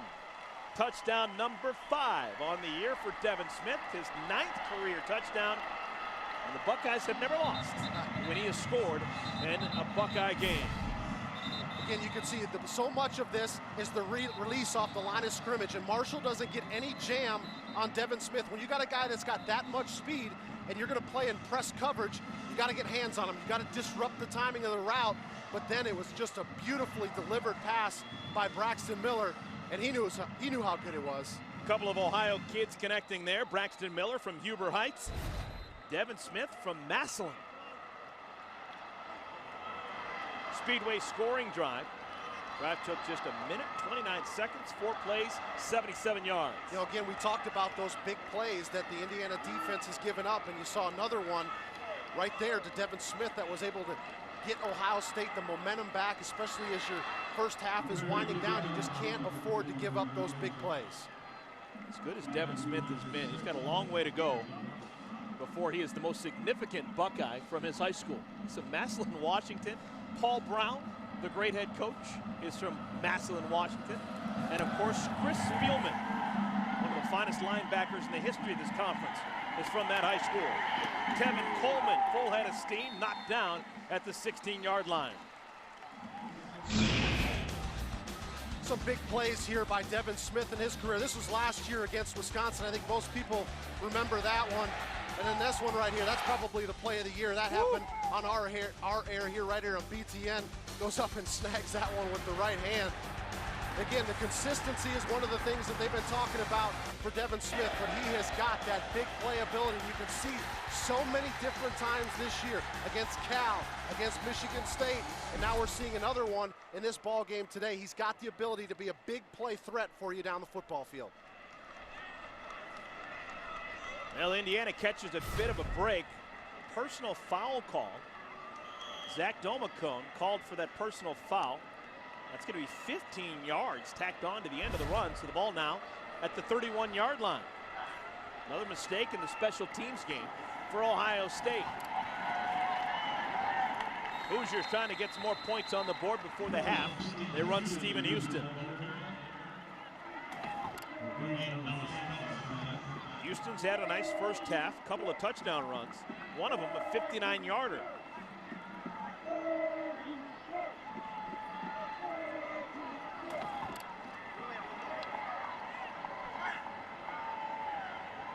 Hoosiers taking their time. And another drop. Cody Latimer can't hang on. Travis Howard was in on the coverage. That's the fourth drop for Indiana. But again, you see the reaction right there by Travis Howard. Those guys put their foot in the ground as soon as they recognized the route. I think he got shaken up a little bit on that play coming down. Yeah, Duran Grant comes on, number 12, to replace him.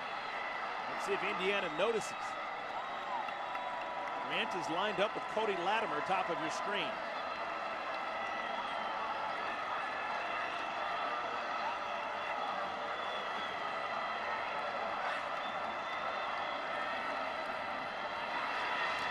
Yep, and they go to that matchup, and it works.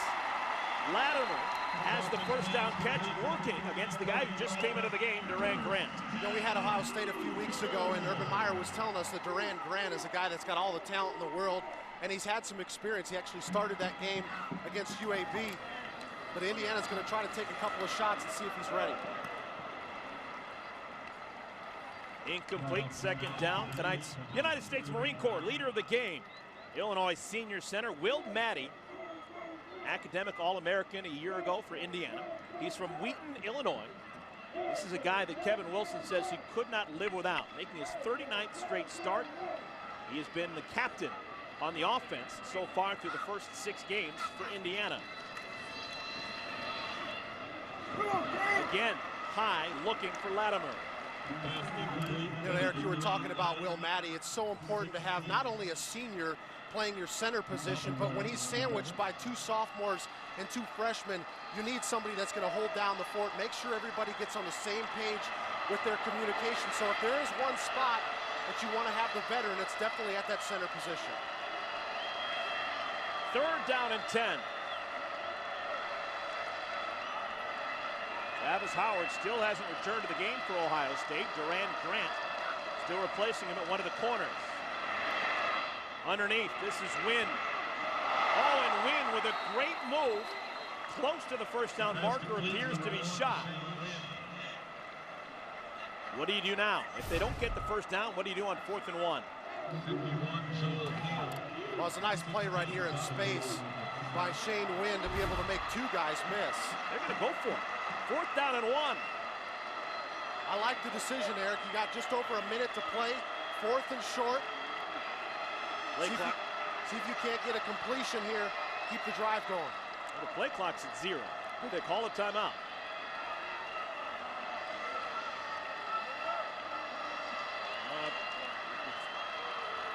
Play clock on the scoreboard was different than the clock on the field.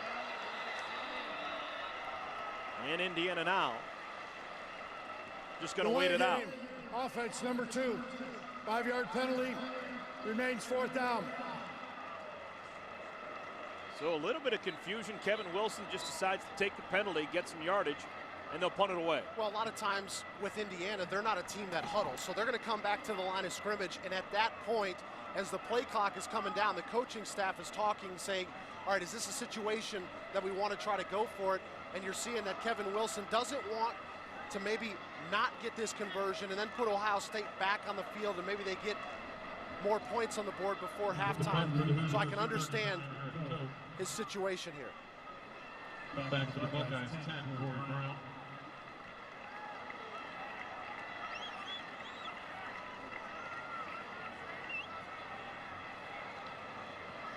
Because the foul occurred under 1 minute with the clock running, Ohio State has opted for the 10-second runoff. Clock operator, please set the clock to 35 seconds. The clock will start on the ready for play.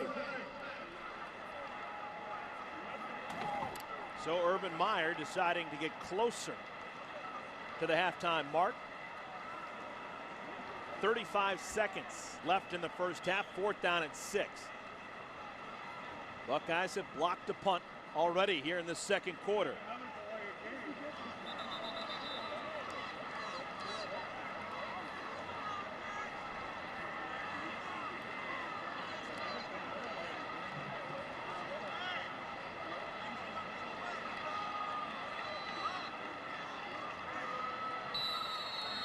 And now Indiana calls a timeout. Indiana, third and final team timeout. That's their final timeout. We have 10 seconds remaining here in the first half.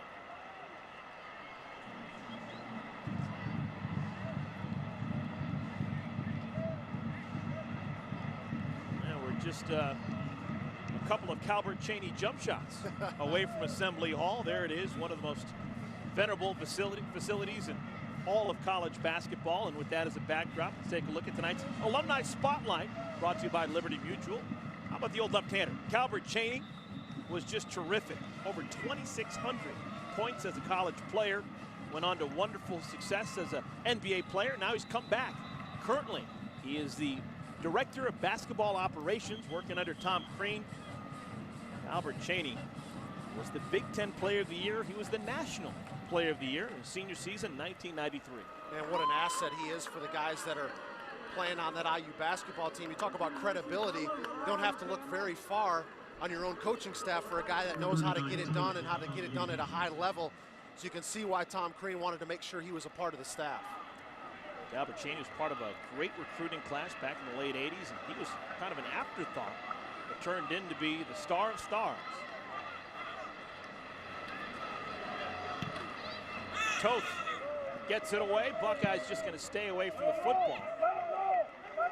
And if it stays in bounds, that'll be the final play of this first half. And it is. Triple zeros on the game clock. Punt of 49 yards. And the first half comes to an end. Urban Meyer and the Ohio State Buckeyes, they're in a tussle here in Bloomington. Special teams has been important for both sides. Don't go anywhere. Stay tuned, everybody. The Buffalo Wild Wings halftime report coming your way. Dave, Jerry, Howard, and Glenn, they're coming up next.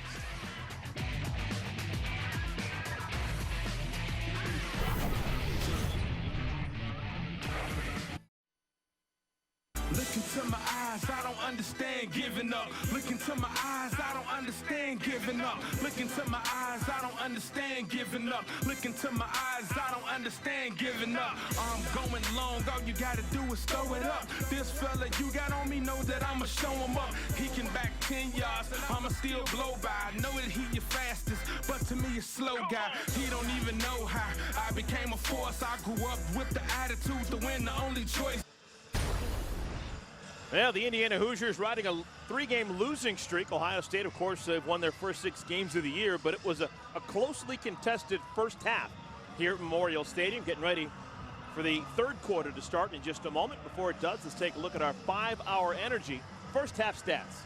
Yeah, you can see Ohio State with 260 yards of total offense. If they continue that, they're on pace for 520 in the game. But you can see the block punts has been a big difference in time of possession. Indiana started really slow on offense, going on 3 and outs on consecutive drives, which really gave the football to Ohio State. They were able to wear down that clock quite a bit and keep the ball in their hands, put points on the board. Those are your first half numbers. We should tell you about Braxton Miller. Derek, we told you first half of the game that he's on that short list of Heisman candidates. Didn't have a great first half. Of course, didn't score a touchdown, but he did throw for 123 yards. And Braxton Miller, what he does best is run the football. He ran for 48. Yeah, 48 yards, and a lot of people will see the resume that he's put together and say, oh, Braxton Miller's only ran for 48 yards. But you'll also understand that in one play, he can go 70, and he's quickly over 100 yards. Let's go down in the field and talk to Jay Lehman. Jay, what are the coaches thinking about right now? Well, I talked to Coach Urban Meyer, and he was not happy about that blocked punt. He takes great pride in the special teams. He also wants to see his offensive line play a lot better and take control of the game like they have the previous 2 weeks. For Kevin Wilson, he just kept saying rhythm, rhythm, rhythm. They want that rhythm on offense. They want to convert third downs, and to convert third downs, Rack, Eric, you guys know they got to catch the ball. Yeah, they had 4 drops in the first half. Whenever they seemed to be firing on all cylinders, the drop would set them back. Yeah, when you're a passing offense, when that's what you do the best, you just can't afford to have your wide receivers put the ball down on the turf. You're not going to be able to find that consistency to be able to put those third down conversions together and be able to move the chains and be able to move at that pace of play that Indiana's offense likes to do. Derek, we should mention that when we talked to the coaches at Indiana, both Kevin Wilson and his offensive coordinator, Seth Luttrell, they both mentioned that even though they really liked the progress of Cameron Coffin, they thought there was a good chance that Nate Sudfeld would get into the game, not as necessarily because Kaufman was playing poorly, but just because they really like his talent. Yeah, very similar skill sets. I think the only thing that differentiates these guys is about 3 inches in height, but they're about the same type of person. They're not mobile quarterbacks. So we'll keep an eye out if number 7 Sudfeld comes into the ballgame for the Hoosiers. Into the end zone, Tevin Coleman takes an 8-touchback. Ball will be spotted at the 25-yard line.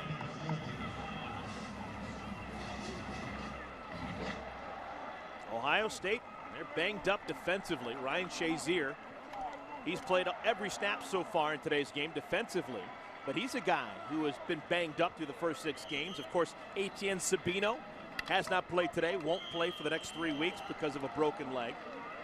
The Buckeyes getting C.J. Barnett back. He was solid in the first half of play. Cameron Kaufman remains in the game. The sophomore from Peculiar, Missouri, starts in the shotgun.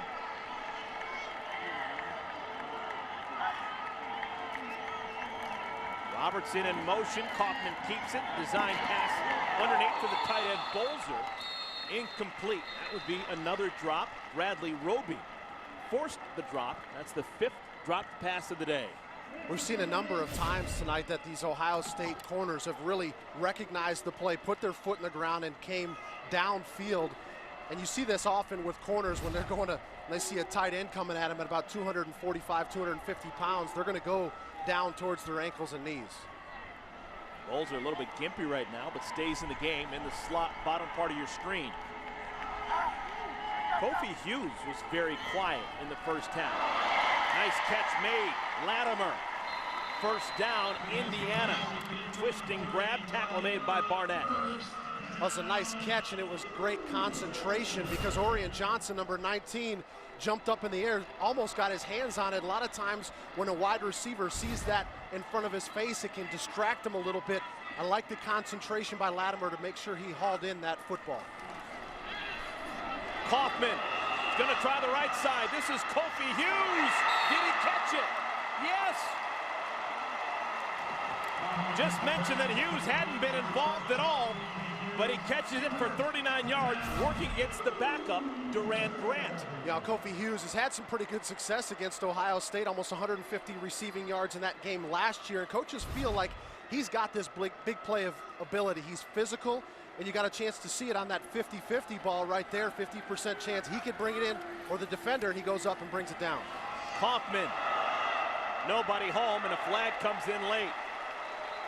That could be against Durand Grant once again in the game only because of the injury in the first half to Travis Howard. Yeah, he got shaken up there towards the end of the second quarter and not coming back into the game here in the third, so we're seeing a lot of Durand Grant. Pass interference, defense number 12. Spot foul, automatic, first down. So now Grant will be taken out on successive plays, gives up a 39-yard pass, and then is called for pass interference. Oh, you can see right there the contact that comes against Cody Latimer just can't happen, especially when the ball gets thrown in his direction. It's easy for the official to be looking right there and make that call. So Grant comes out, and Travis Howard, the starter, now back in. First time in the second half that he's on the field.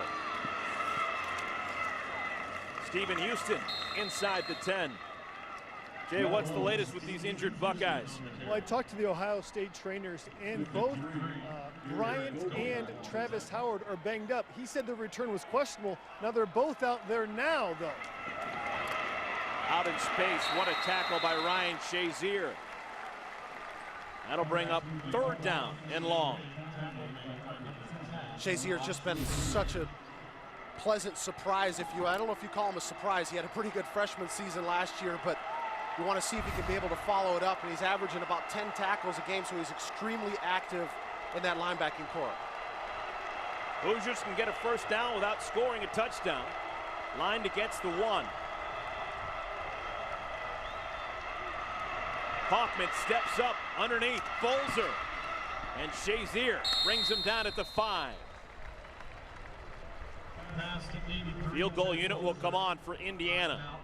You can see Kaufman, he's the type of quarterback that wants to be able to scramble a little bit just to keep his eyes downfield and be able to extend the play. You're not going to see him running the football, him or Sudfeld. They're just not running style quarterbacks. But I like how once the protection breaks down and they have to get outside the pocket, he continues to keep his eyes downfield. The most accurate kicker in Indiana history, Mitch Ewald, will come on. Should be a chip shot, 23 yards.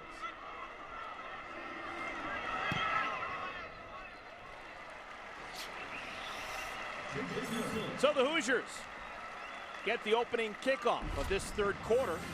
Have a big play with Kofi Hughes on a 39-yard catch. That sets up a field goal. And Indiana only down by 7.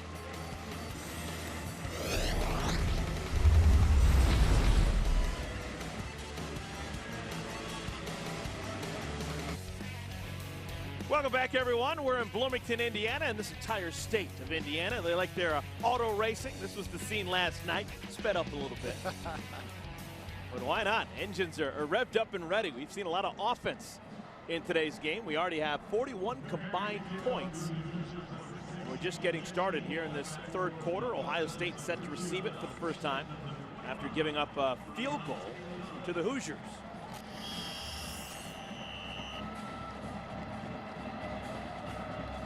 Ewald to kick it away from the 35-yard line.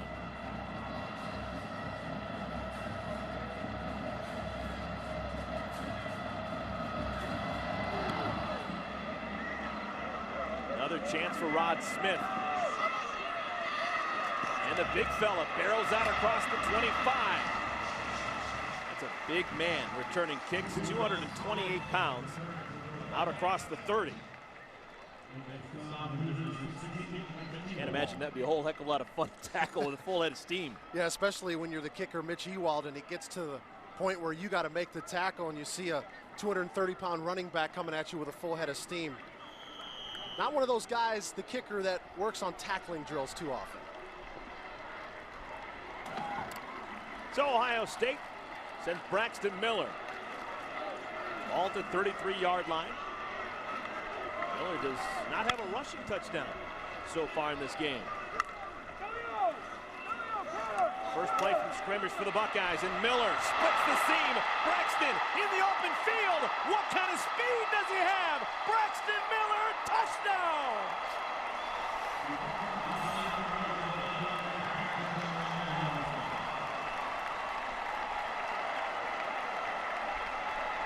This time he would not be caught, and just like that, over 100 yards for Braxton Miller. We just got done talking that at halftime he had 48 yards rushing, but he had the ability to break one 70 yards at any point to get over 100 yards. 67, I think, is close enough. And Greg Heben, he's a very good athlete for the Indiana Hoosiers. You're just not going to be able to catch him in open space.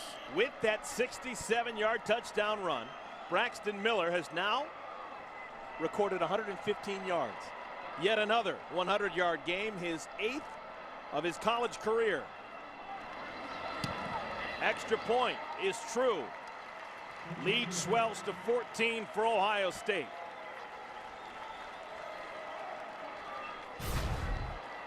Again, just that simple zone read that Ohio State likes to run. But as you can see, Hireman come through the hole. Look at this hole that opens up right there. There's just way too much space for any of the defenders, and Mark Murphy sees him coming through, but he puts his foot in the ground, and it just creates separation, and Greg Heben's just not going to have enough speed to be able to catch him from the backside.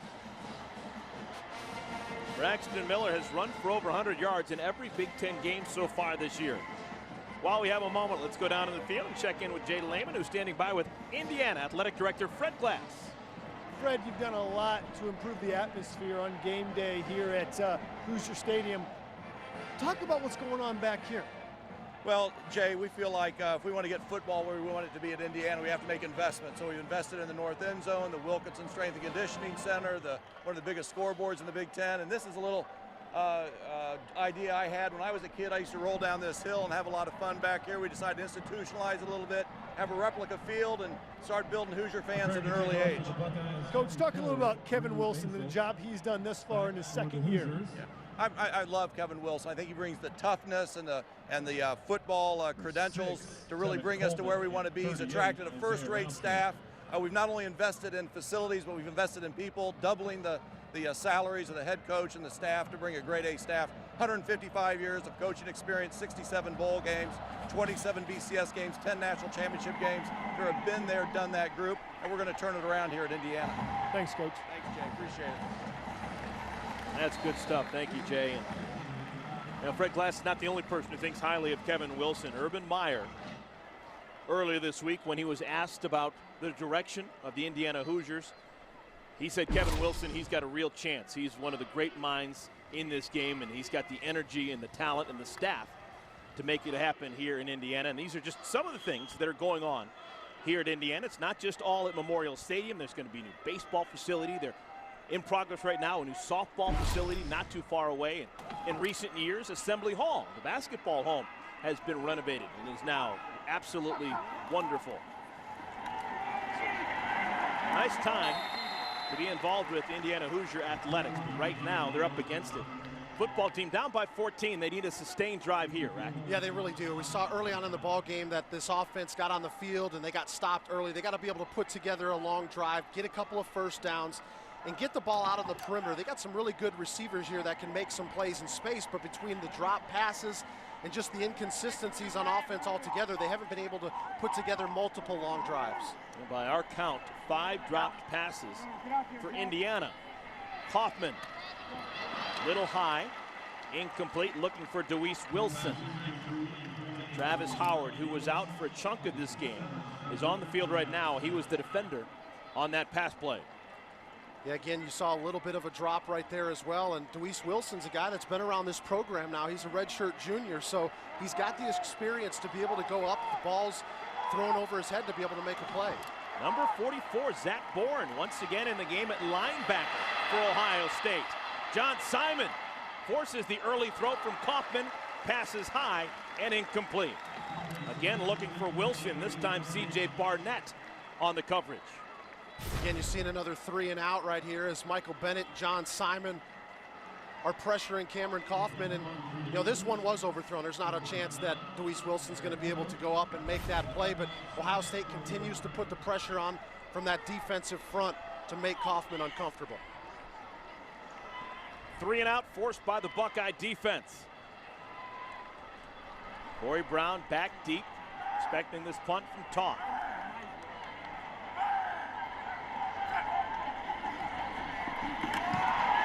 Buckeyes may have gotten a finger on it. Kick is low and out of bounds at the 46-yard line. That was Bradley Roby streaking in from the right side. I don't know if he got a hand on it, but it's just a 31-yard punt. Yeah, if you're the punt team for Indiana, you got to make sure you know where number 1 and number 7 is every single time they're out on the football field, and you know that they're bringing the pressure up front, but these guys got so much speed coming out from the perimeter. Timeout on the field. Indiana on defense. When we come back, Buckeyes with the football.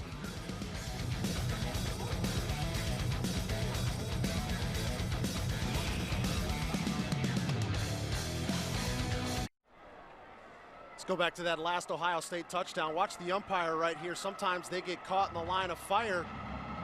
You'll see right as Braxton Miller comes through the hole, he ends up running into Jakari Alexander right there. I think Thad Matta might be trying to find a place for him on the Ohio State basketball team. That was a pretty good pick right there. There's the pick, and Braxton did the rolling. Rolled in for 67 yards in the touchdown. Now it's Carlos Hyde's turn. Look at Hyde down to the 16-yard line.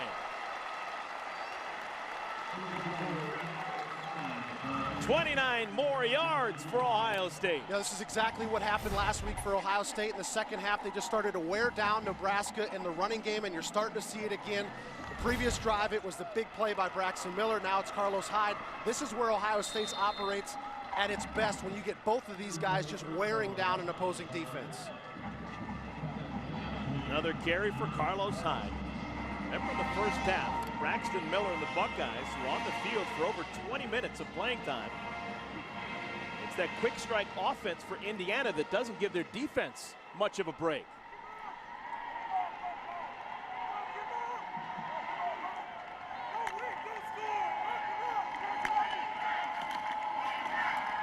Miller, the keeper, breaks the first tackle and steps out of bounds close to the first down marker. Trying to make the tackle Mark Murphy. That's the second time we have seen him down on the field. Murphy, an important part of this Hoosier defense. He makes all the defensive calls and adjustments. Again, you're just going to continue to see running game by Ohio State when they start to have this much success, and Murphy comes in right at the end trying to get Braxton Miller down on the ground. It must have taken an awkward hit there. Watch right at the end, you'll see 37 coming in to make the play.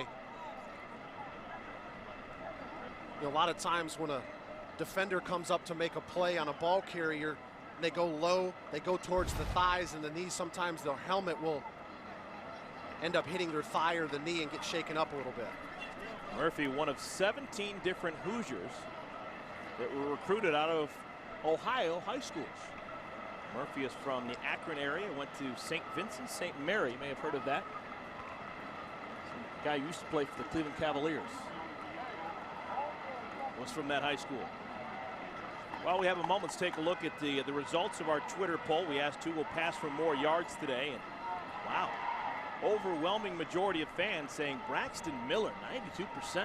I wonder if they voted before or after that long pass play to Devin Smith. Might have seen that long completion and said, I think it's going to be Braxton Miller.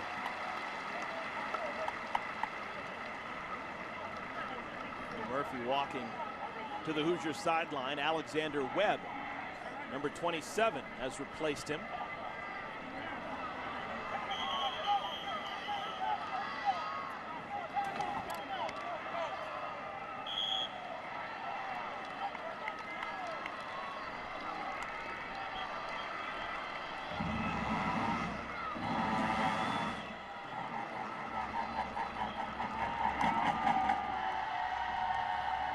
So it's 3rd down and 1. First man through is Hyde, has a first down. It's just classic Ohio State football. Give it to the biggest man you got. Yeah, just let him have a little bit of patience and wait for the play to develop and then follow the big guys up front that, especially here in this third quarter, have really started blocking well. Miller keeps it, nowhere to go. Oh, makes a couple of eyes miss. And is fortunate just to get back to the line of scrimmage. Alexander Webb, who came on to replace Murphy, eventually brings him down. Seen a lot of different guys in that Indiana secondary that have been thrusted into game time today, but there's not a lot of people that end up getting Braxton Miller hemmed up in open space like that. We give credit to Webb to get him down on the ground.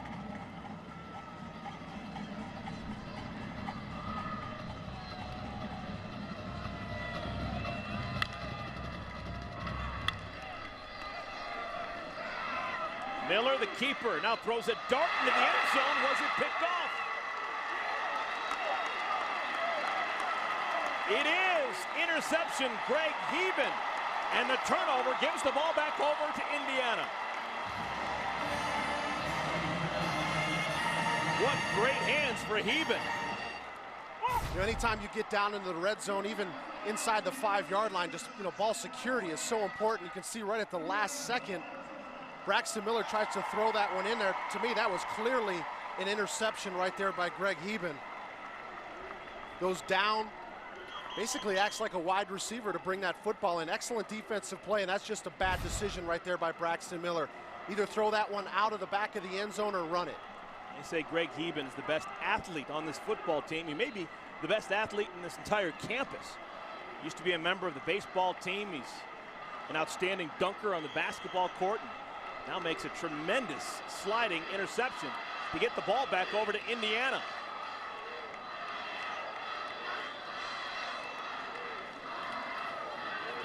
Kaufman wants to throw, nobody home, runs it.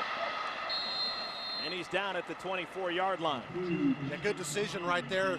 So often in college football, you don't see quarterbacks use the slide to their advantage, and that's what you got to do to keep yourself healthy. And he's able to make it a positive game, picks up 4 yards, and keeps his health in the same breath. Another fake handoff to Houston. Kaufman right side now.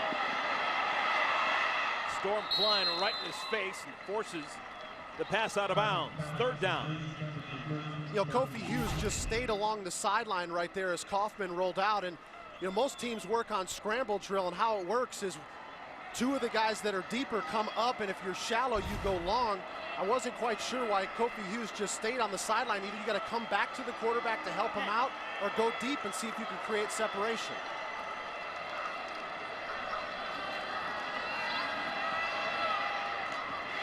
Shane Wynn, the speedster, has the ball. No one's going to catch him. Wynn down the left sideline. Touchdown, Indiana.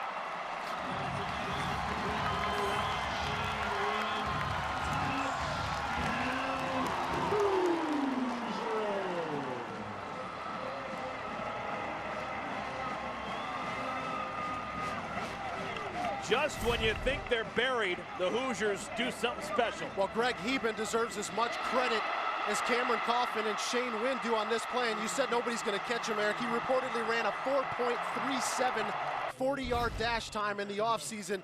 You get him in open space with a couple of yards ahead of the defense, I don't think anybody's going to catch him. Smallest man on the Indiana Hoosiers, just 5'7", 157 pounds. But Shane Wynn coming up big. Native of Cleveland, Ohio, scoring a touchdown against his hometown team. So the Indiana Hoosiers only down by 7. 8:40 left to play. Shane Wynn with the biggest play of the game.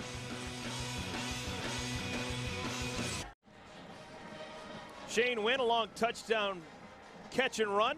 Let's take a look at our Speedway scoring drive. 3 plays, 80 yards. 44 seconds, and Indiana only down by 7, 31-24.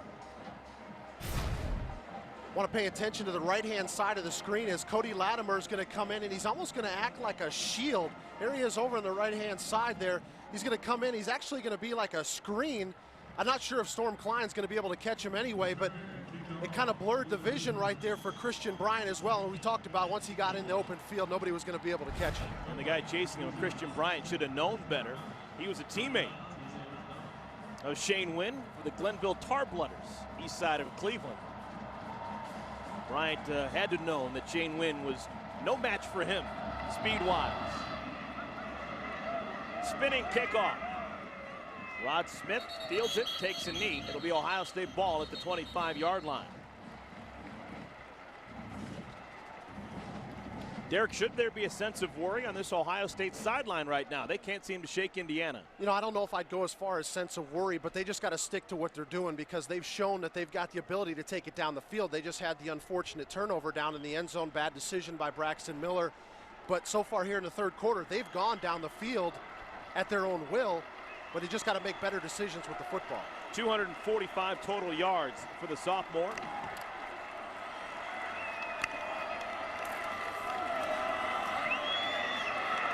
And Hyde. Nothing doing. Ryan Phillips has had a nice day. It's one of the Ohio kids from the Youngstown area.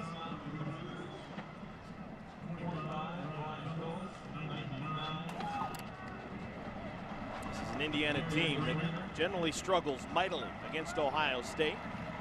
Last year, the Buckeyes winning 34-20 in Columbus. Buckeyes had 3 different 100-yard rushers in that game. Boone Heron, Braxton Miller, and Carlos Hyde.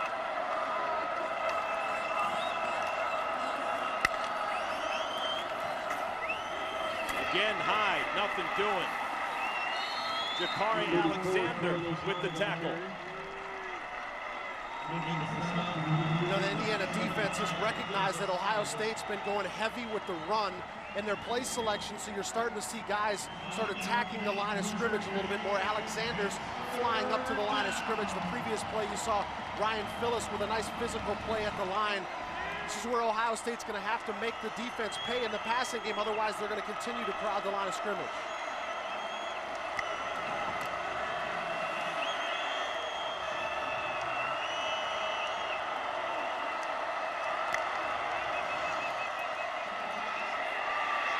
Miller airs it out, has a man, it's Smith. Incomplete. Flag comes down. Ryan Williams came late to the party and may have gotten a piece of Devin Smith. Looks like Braxton Miller got shaken up a little bit on the play, took a hit towards the end. Pass interference. Defense number 7. 15-yard penalty. Automatic first down. Buckeyes get bailed out on a 3rd down. You know, a lot of times coaches will say on these deep plays, as long as the quarterback gets the ball out there far enough, 2 of the 3 things that can happen are good for the offense, either a catch or a pass interference, and that's exactly what Indiana got against Ohio State, and the pressure coming in against Braxton Miller. When he's going to stick his foot in the ground and make this throw, he's going to take a hit right there by Adam Replogle. 294 pounds of Adam Replogle landing on the chest of Braxton Miller.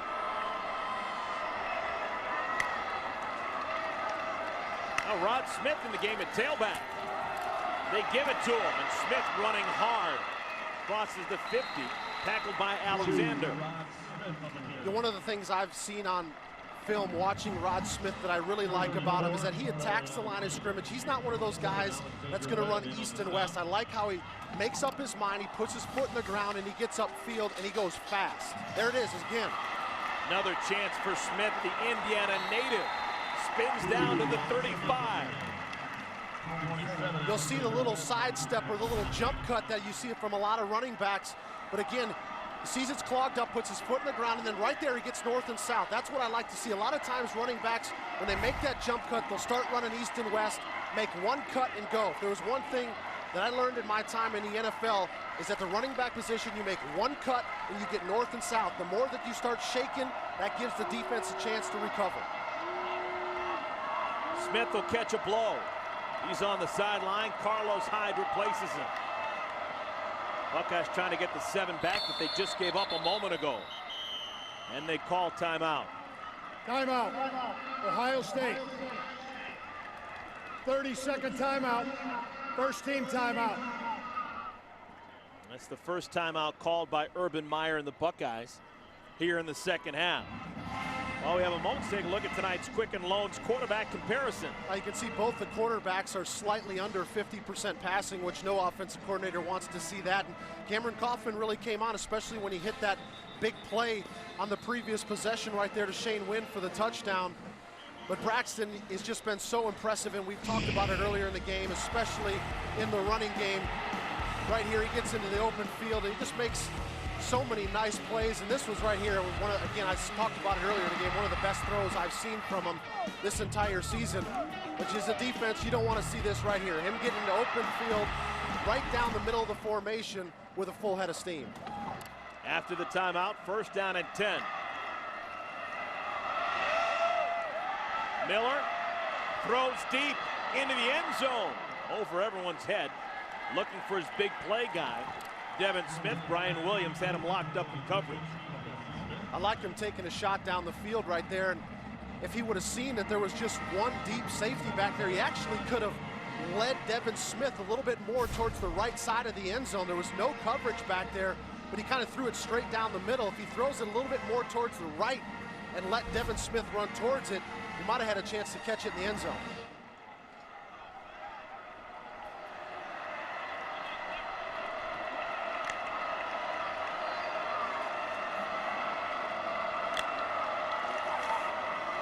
Keeper. Miller gets a block and hit out of bounds, and he's hit late out of bounds. Alexander Webb's going to be called for the personal, and Braxton Miller is still down on the Buckeye sideline.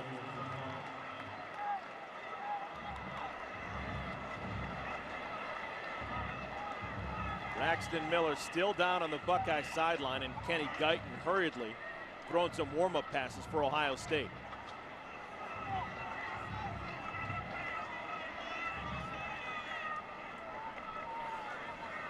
Following the play, dead ball, late hit, out of bounds, number 27, 15-yard penalty, automatic first down. Now Miller's up. That's good to see. Such a difficult situation for a defender because you know how elusive Braxton Miller can be, but you just have to understand there's certain times when you got to be able to pull off and realize that you just can't afford to hit him out of bounds and give this team another 15 yards. Now for at least one play, Kenny Guyton's going to be the Buckeye quarterback. Redshirt junior from Houston.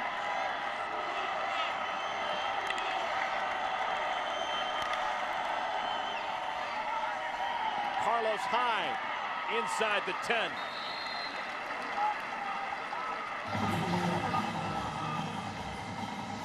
Now we've seen Ohio State a couple of times this year, and see Urban Meyer's reaction to Braxton Miller on the sidelines, lobbying for that flag. But Tom Herman was telling us earlier in the year that one thing that was great for him is the fact that when Kenny Guyton comes into the game, he's such a smart quarterback. He doesn't have any of those keep me awake at night type moments because he has so much comfort that he can be able to run this offense if he comes into the game. Flag down. And that play was blown dead before it even got started. False start, 78 offense, 5-yard penalty, second down.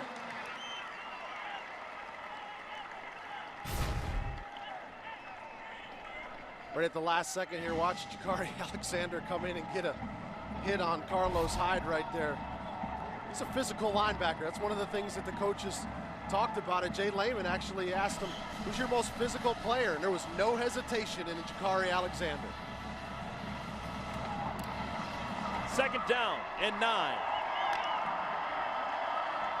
Corey Brown behind Guyton in the backfield. They're going to play a little option inside. This is Hyde. What a well-designed play. Touchdown, Ohio State.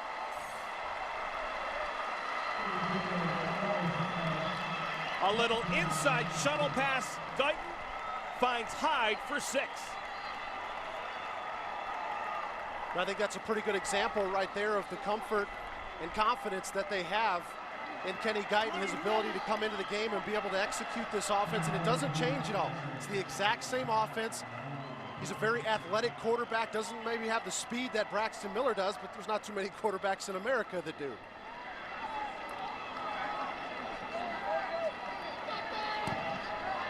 Extra point is good. Ohio State, 7 more on the board. They've now got 38 points. And they get a touchdown pass from a quarterback not named Braxton Miller. Touchdown pass on the little shuttle forward to Carlos Hyde. Guyton, his first touchdown pass of the year. Well, this defense is just thinking option, and then they throw a little wrinkle with the shovel pass inside. Executed excellent.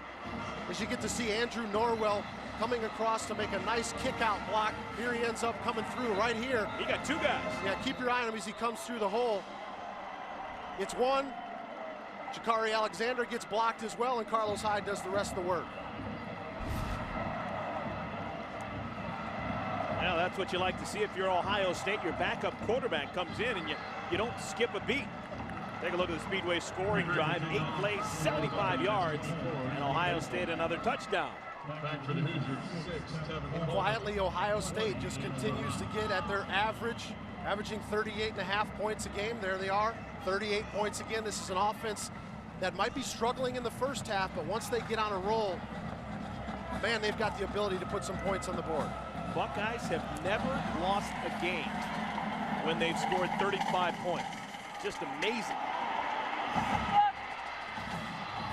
On the return, Tevin Coleman down the right side. Coleman pushed out of bounds, but a great return for Indiana.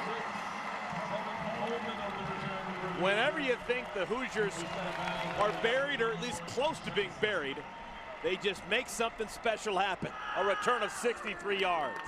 Well, it looked like Adam Griffin, number 9. No, excuse me, that's Verlon Reed right there, number 8. Had an opportunity coming from the outside in on contain. Great job of keeping the returner inside. You just got to make the play in space, and Orion Johnson comes out late and makes the push out of bounds. Excellent return, exactly what Indiana needed right after Ohio State put a touchdown on the board. Kevin Coleman leading the Big Ten in kickoff return average. Gets great starting field position for the Hoosiers. Hoffman. Catch is made by Latimer, and it takes 2 Buckeyes to bring him down. Travis Howard, slow to get up. I like that toughness right there by Cody Latimer. So often you see those wide receivers catch the ball on the sidelines and they run out of bounds. Instead, he turns back inside, gets his pads down to deliver a blow. Hoffman with time, dangerous pass. Oh, that was almost another interception and possibly a touchdown for Bradley Roby. Again, these Ohio State defenders, they got such great instincts. You can see right there, C.J. Barnett makes a nice break on the play, and then Bradley Roby, both those guys had an opportunity to get their hands on an interception. Is that one picked off? Christian Bryant, did he make the catch? He does! Interception, Ohio State.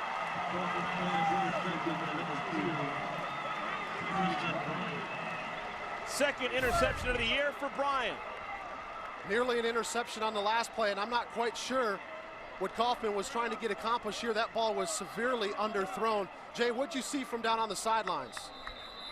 Ball, but it looked like the ball hit the ground. I think he trapped that at the last second. I think it hit the ground. I think they're going to overrule this. Jay with the good angle down on the field. For now, it's Ohio State ball. Ruling on the field was interception. We'll take a long look. Replay official Steve Newman.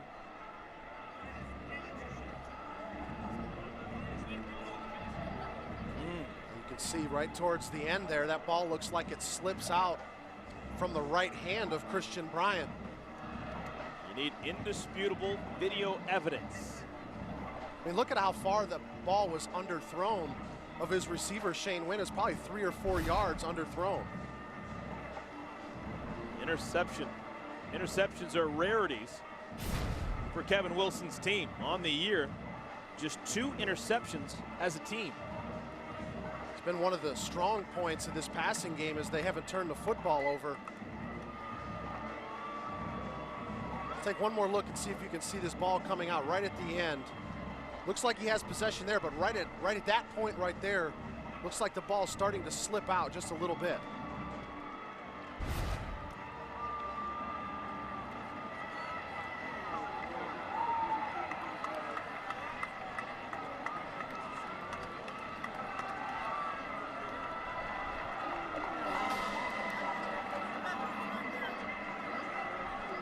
Well, the official still sorting this one out. It would be Ohio State's first interception of the evening. This is a team that came into the game tops of the Big Ten with 10 interceptions through their first 6 games.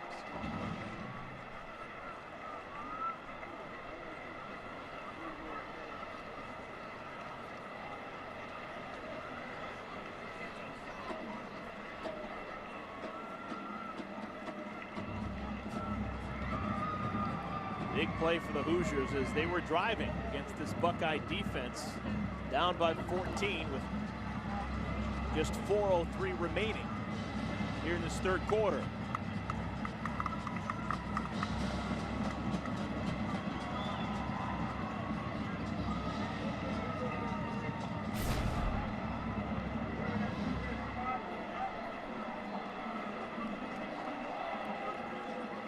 Anytime a player gets his hands on the ball, you'd like to get him up and see him sell it to the official. That's what you saw from Ohio State defense.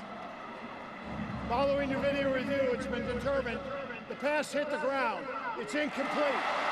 The ball will be placed at the 27-yard line. Third down. So, wipe the interception off the board.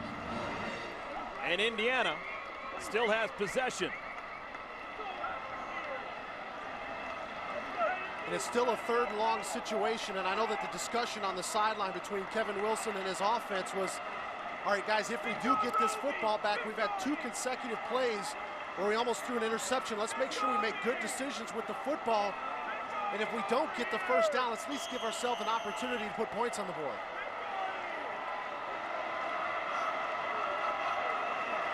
Buckeyes send 4 pass rushers. Houston can't make the catch coming out of the backfield. Orion Johnson would have been there to make the tackle immediately if the catch had been made. John Simon continued to bring the pressure, and anytime you're going to run that screen pass, you got to deliver a strike to your running back. Got to be right in between his numbers when he's running sideways like that. You can't get him turned around. There's no way that he's going to be able to catch it and stick his foot in the ground and make a play. And as you mentioned, Eric, Orion Johnson was in excellent position to make a tackle. So it'll be a 44-yard attempt for Mitch Ewald. He's already made 1 field goal so far this evening.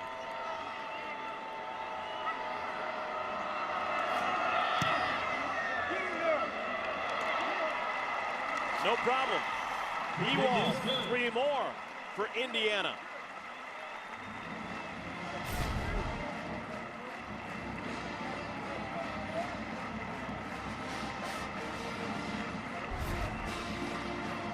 Derek, if we can go back a couple of minutes in time, how quick was Jay Lehman's call of incomplete pass? he had her spot on. Down on the sideline, he's got that angle that we don't have up here at the press box. Excellent call down there, partner.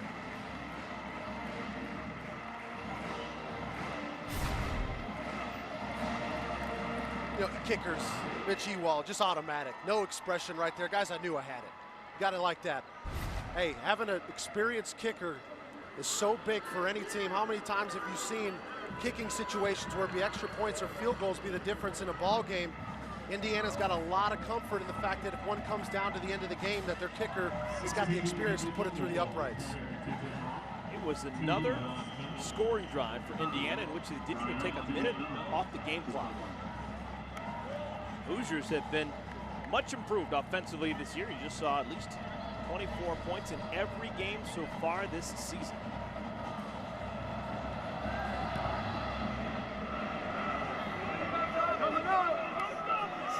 Big fella, Rod Smith.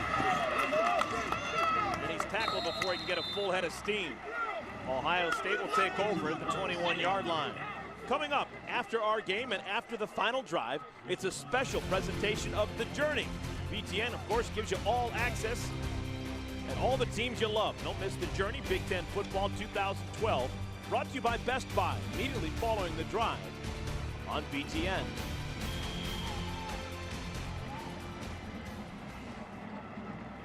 Still a lot of football to be played here, though. 3:48 left here in the third quarter. Braxton Miller, who was out for the end of the last drive, back in out of the shotgun for the Buckeyes.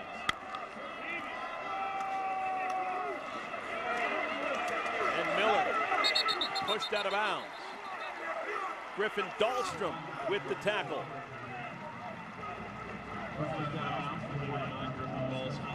Again, that's a win for your defense. Anytime you get Braxton Miller starting to run towards the sidelines, how many times throughout the season and tonight the big plays have happened when he gashes you right down the middle of the football field.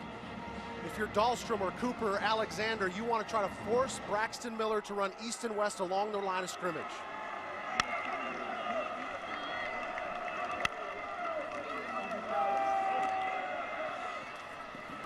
Stoneburner. Tackled by Heben. Stoneburner hasn't been as big of a factor as we thought he might be coming into the season. Yeah, hasn't caught a pass in the last 3 games up until tonight. He's quietly having a pretty good game, though. And I think it's just been an adjustment for him moving out to that wide receiver position, trying to figure out how he gets open when he's lined up in the slot. Power formation, and the Buckeyes have the first down and more. Hyde out to the 50-yard line. 34 Carlos Hyde on the carry. Again, we just continue to see missed tackles. Indiana, when you're coming up on Carlos Hyde, you got to make sure you keep your eyes open, and you got to get your feet in the ground. You got to bring your hips. You can see Heben misses a tackle coming in from the secondary right there. Just too much strength and power by Carlos Hyde to come in and try to expect to bring him down with an arm tackle.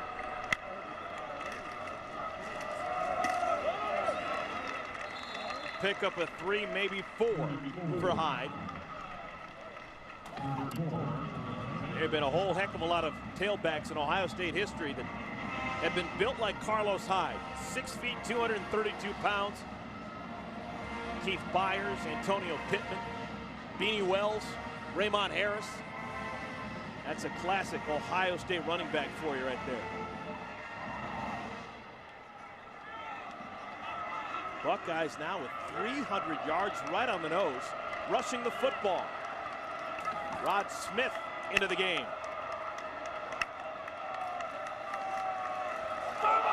Ball's loose on the ground. Buckeyes keep it. It's the quarterback, Miller, who saw it first and jumps on it. Yeah, excellent recognition right there. And Rod Smith is a guy that has had a little bit of a reputation of getting careless with the football. And you can just see he's trying to move it into his right arm, and he drops the ball as he's trying to make a ball switch. I like the recognition there of your quarterback, Braxton Miller, though, paying attention to the play and getting back on top of the football. Immediately, Smith sent to the sideline. 3rd down and 5.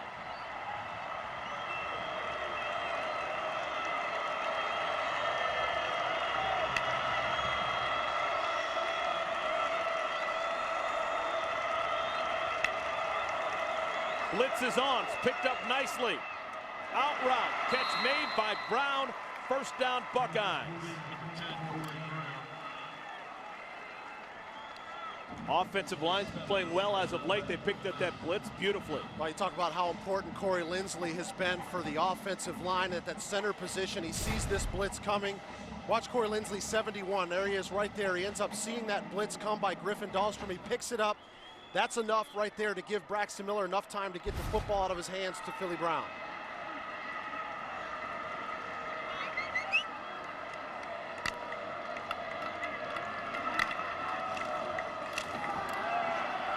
Miller again, deep ball. Incomplete. Devin Smith had his fingers on it, couldn't bring it in. Braxton Miller is looking at the other scoreboard, other end of the field, just to see what happened. This is what happened. Should have been caught. Touchdown pass right there. It's another touchdown. If Devin Smith just concentrates on this football, he sees it come all the way to his hands, and he tucks it away. It's another touchdown. I like the progression of Braxton Miller. He first took a look down the middle for his tight end, realized his tight end was covered up. The coverage allowed him to take a shot down the field. Devin Smith just got to catch the football.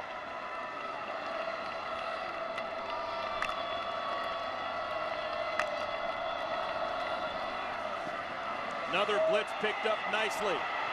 Miller running out of time. Gets Hyde out of the backfield. And he lunges forward to the 21. Another 1st down. You know, that's the next progression of this offense in Braxton Miller. That's what I think he needs to do more often. Not that running the football is bad by any means for the Ohio State offense, but him continuing to keep his eyes down the field and just getting a little check down to Carlos Hyde is such an important play for them to move the chains. Braxton Miller and the Ohio State offense will have a chance to catch their breath. They're going to head down to the other end of the field, and we'll begin our 4th quarter in a moment. Ohio State, they've had their ups, they've had their downs. Right now they're leading by 11, 15 minutes left.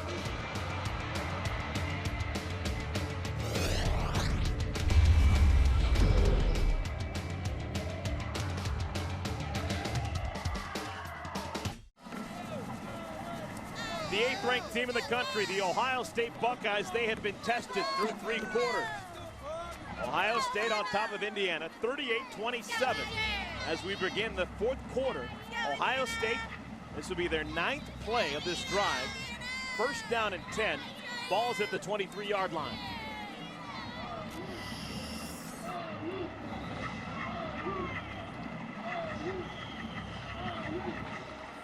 Braxton Miller and Carlos Hyde, both over 100 yards on the ground. Hyde, right side. Hyde, inside the 10. Still on his feet. Did he get there? Yes! Touchdown, Ohio State! Touchdown, Ohio State.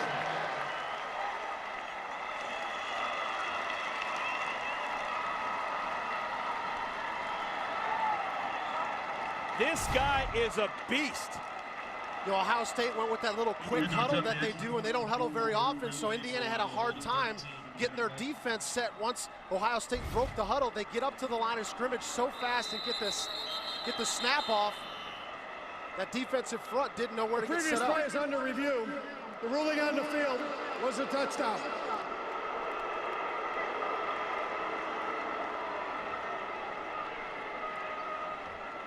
So we'll take a longer look just to see if the ball did cross the end line before any body part hit the ground.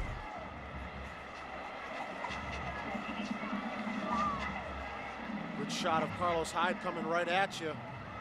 See, he just continues to run through tackles. It's tough to tell right there because Alexander Webb, number 27, kind of covers up Carlos Hyde in that replay right at the end. This might give us a little bit of a better shot here. Ryan Williams trying to make that tackle. That might be a little bit short.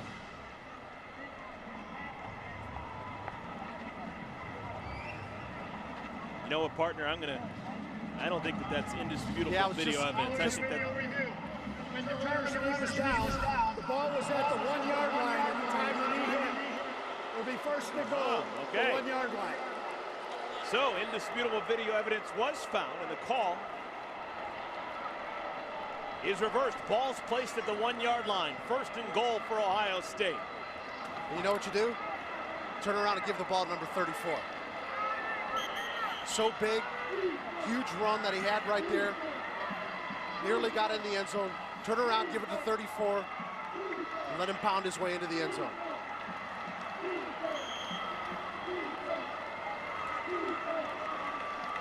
There's that quick huddle again by Ohio State.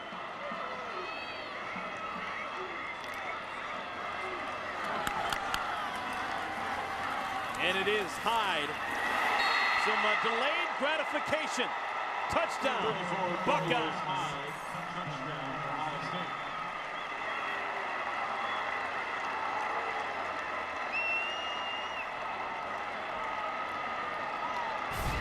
I like his style. Carlos Hyde runs hard. He never stops those legs upon contact.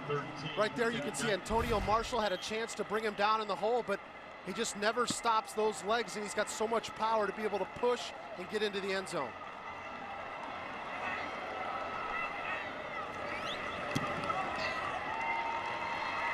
.45 points for Ohio State in just over 45 minutes of work.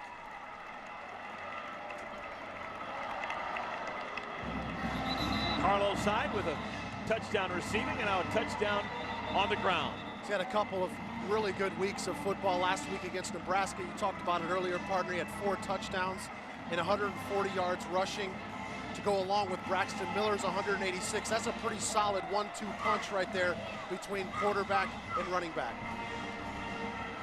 Look at that, going to each and every one of his offensive linemen. We were talking to the offensive coordinator for Ohio State, Tom Herman, earlier this year about what kind of kid Carlos Hyde is. He just said, you know what, this guy, he is just what we want out of Ohio State football players. 180-degree turnaround that he's had, especially in the offseason. He kind of looked himself in the eye and said, you know what, I got to turn my attitude around and I got to be much more positive player. And he's come in this year and he's shown that he not only deserves to be in the rotation, but he deserves to be in there every play unless he gets winded and he needs to come out. So if you said he's changed his attitude 180 degrees, would he have gone from Jekyll to Hyde? I think that's how that works. Is that correct? I knew you were just waiting to slide that one in there. Fourth quarter, just getting underway. 20 seconds into it in Ohio State. They're up by 18. Short spinning kickoff. Coleman had a nice return last time he touched it. This time, out to the 24-yard line.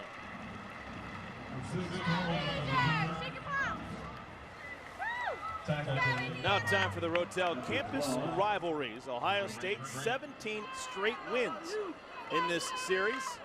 Indiana's last win against Ohio State, 1988, right here at Memorial Stadium. So it's been a while. Plus, Ohio State's well on their way again. Still a lot of football left to be played, but They've shown that unless they turn the football over here, this Ohio State offense can't be stopped here in the second half. Kaufman looking deep into coverage. That pass spun Kofi Hughes around, and it's incomplete. Coverage by Travis Howard.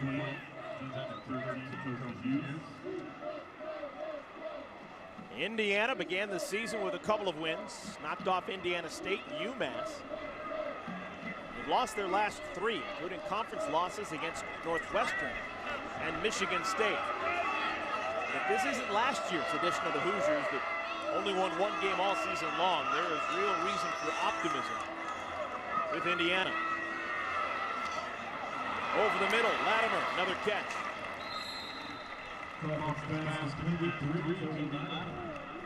Well, if the Hoosiers have anything going for them, they have that quick strike offense. Yeah, we've seen just a couple too many drops that haven't been able to get it going. Running game also, Eric, was there in the first half, just really hasn't been part of it. They've had to kind of throw an audible in the game and do a lot more pass trying to play catch up here in the second half. Another stop for the big fella, Jonathan Hankins, who's joined inside by true freshman Adolphus Washington.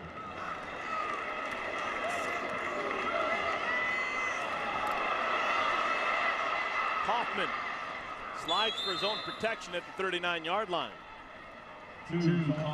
Again, just nobody there for Indiana in the receiving game. They were covered up. You had both Travis Howard and Christian Bryant were stuck right to the Indiana receivers. Kaufman took a look downfield, but there just was no place to slide the football in. Just saw Noah Spence, true freshman, back into the game for Ohio State, number 8. And this is Spence. Oh, he put a hit on Kaufman, but the pass is complete. D'Angelo Roberts across the 50, and that'll be a first down for Indiana. Just part of playing quarterback position. You know sometimes you're going to take hits, and you just got to still be able to step up and be able to deliver a throw. This one actually comes from the backside. Still able to get rid of the ball. Little check down, nothing doing. Ryan Shazier makes the tackle of the tight end, Ted Bolzer.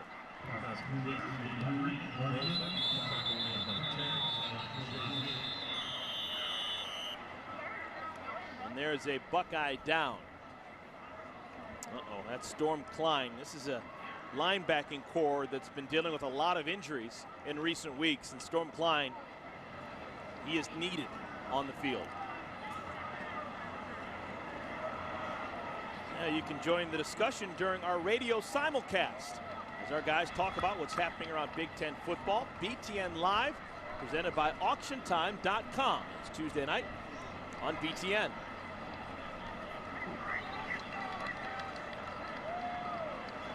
Buckeyes playing without Etienne Sabino. He's going to be out for about a month with a broken bone in his right leg. We've already seen Zach Boren, who spent the first 3 years in Columbus as a fullback, play some at linebacker this evening. We've seen Joshua Perry, a true freshman, get some playing time, and now they're going to have to go even deeper onto the bench as Storm Klein is going to miss at least a play. Not only have they been depleted with injuries, but it's just also probably the youngest position group that they have on their team. You talked about Joshua Perry, who's a freshman, as Zach Boren comes back out on the field, but they've also got David Perkins, a freshman, Cameron Williams, a freshman. It's just tough to be able to put such young guys on the field. Now, they do have the luxury of having an experienced defensive front and an experienced secondary, but that is the weakness of this defense right now, is they're really thin at linebacker. 245 passing yards for Indiana. They lead the Big Ten in passing offense coming into this one.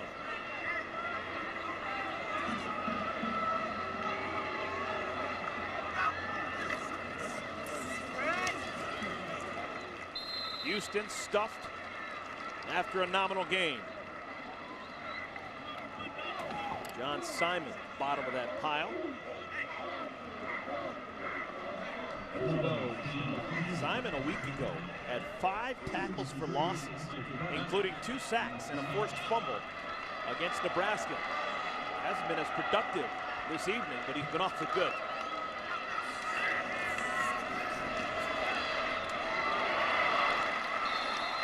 First down catch made, Ted Bolzer. Bolzer now with 5 catches. Yeah, Bulls are having a nice night.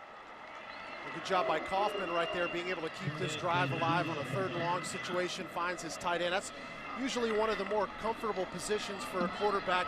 They like to find those running backs coming out of the backfield, tight ends. A lot of times those are the secure guys as far as making catches. End around, this is Wynn trying to use that great speed, and he's inside the 15. Win on the carry. A good play design right there. They got their wide receiver, Jamon Chester, was getting a nice block downfield, and then Ted Bolzer was also coming through. See number 83 coming through your screen right there to lead on the play. Good design right there, but see Jamon Chester right there. That's a long time for a wide receiver to block a corner down the field.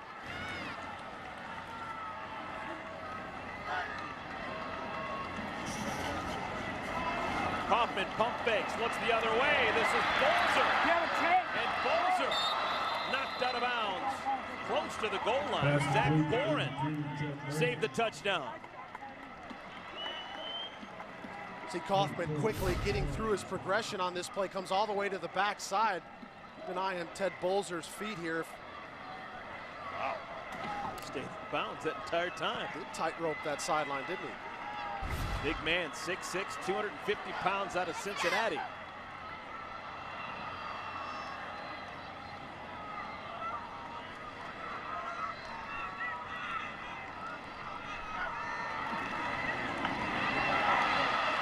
Zach Boren makes the tackle. Yeah, that just shows you right there the confidence that this coaching staff has in Zach Boren, a guy that actually came to Ohio State playing some linebacker, but hasn't seen a whole lot of action there. Good power leap.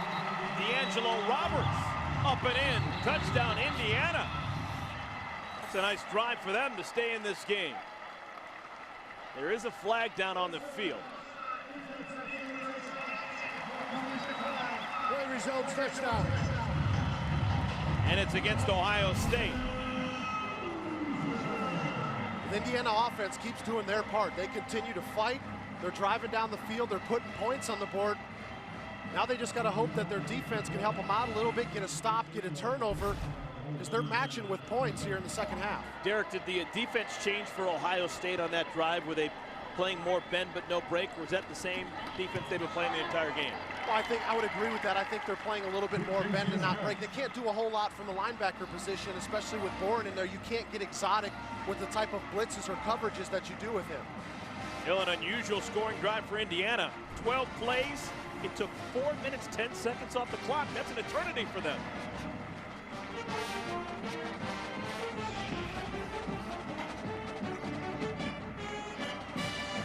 Can't touch us, recognize shorty. Matter of fact, I'm tired of talking to you. Drop and give me 40. We ready for 'em, let's get it on. We ready for 'em, let's get it on. We ready for 'em, let's get it on. We ready for 'em, let's get it on. We ready for 'em, let's get it on. We ready for 'em, let's get it on. We ready for 'em, let's get it on. We ready for 'em, let's get it on. 79 combined points with 10:30 left to play in this one. Ohio State on top of Indiana 45-34, and Ohio State also on top in the ball control category. They can see over 30 minutes of possession, but not a whole lot of difference when it comes to plays. Of course, we knew coming into this one that Indiana tries to get so many plays off, especially once they start to get a first down or two. They can move the football down the field much quicker than Ohio State probably likes to. Rod Smith takes a knee. Ohio State will start at the 25-yard line. Well, we've got more Big Ten football coming your way in prime time next weekend. It'll be a good one up in Iowa City. Penn State Nittany Lions coming off a bye. They're going to take on the Iowa Hawkeyes, who had an overtime win against Michigan State this afternoon. Next Saturday, 8 p.m. Eastern time only, right here on BTN. A lot of teams winning on the road. Iowa, Northwestern, and Wisconsin. Only home team to win so far today, Michigan, in a rainstorm in Ann Arbor. Actually, this is the only game in the Big Ten where we have not seen rain today. Corey Brown makes the catch on first down, dives to the first down marker. It'll be a pickup of 10. Antonio Marshall, making his first start of his career, makes the tackle on Corey Brown. We haven't seen Kenny Mullen at all. Marshall replacing Mullen at the corner. He's done a decent job.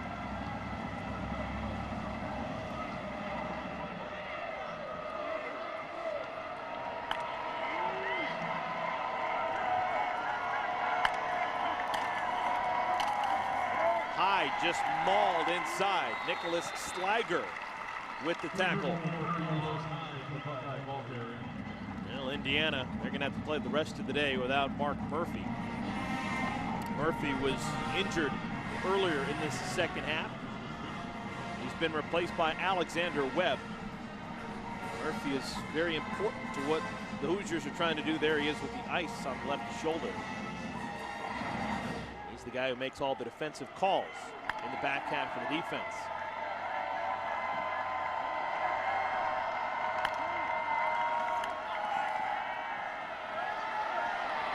Miller gets out of trouble, and Miller, steaming down the sideline, steps out of bounds. Man, is he slippery. Just when you think you've got him bottled up, again, it just goes back to that vision that he has. He just sees all of the defense. He's rolling out. Looks like Indiana's in pretty good position. They get him to stop his feet, come back inside. Then right at the last second, you saw 71 Corey Lindsley, the center, get a nice block that was able to free him up outside. Ohio State coaching staff comparing. Braxton Miller sets up his blocks like almost nobody I've ever seen. He's got great patience and makes the cut when he needs to make it. And a penalty flag flies.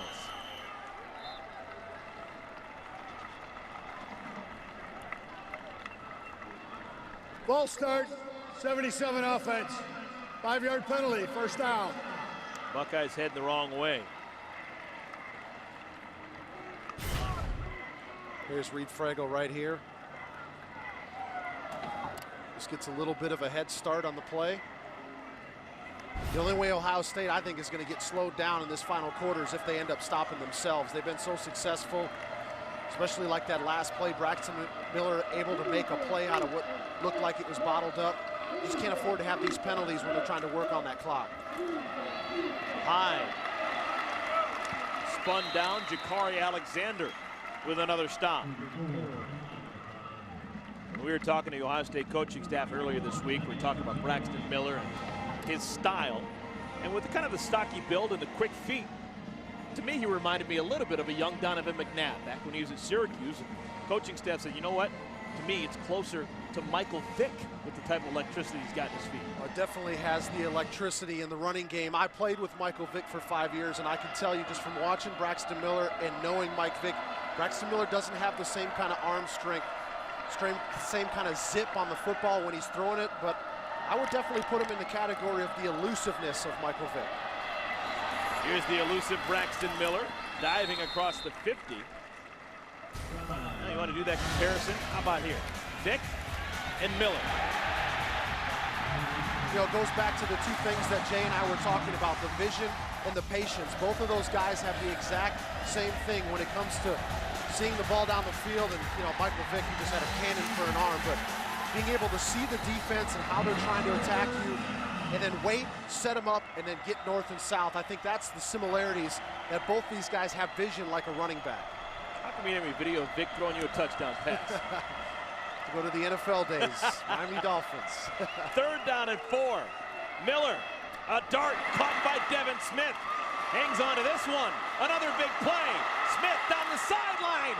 Yes, touchdown Ohio State.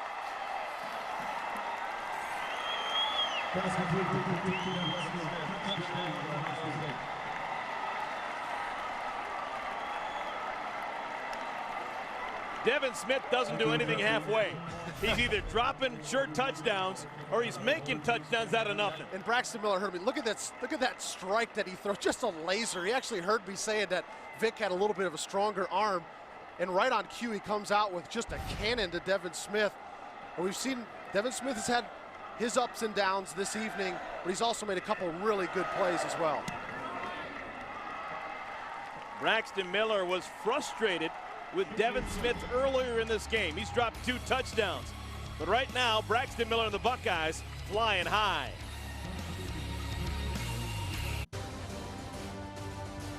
BTN Football is brought to you by State Farm. For auto, home, life, and banking, get to a better state. By Verizon. Call Star NFL to get coverage of every NFL game on NFL Mobile from Verizon. And by Case IH. Be ready with Case IH Advanced Farming Systems. Visit caseih.com/AFF. We're at Memorial Stadium, where we've seen a whole bunch of offense so far. 6:47 left in this one. We've got a combined 86 points. With Derek Rackley and Jay Lehman, I'm Eric Collins. Ohio State, 52 points. Even one of those touchdowns on special teams. Blocked punt for a touchdown in the first half.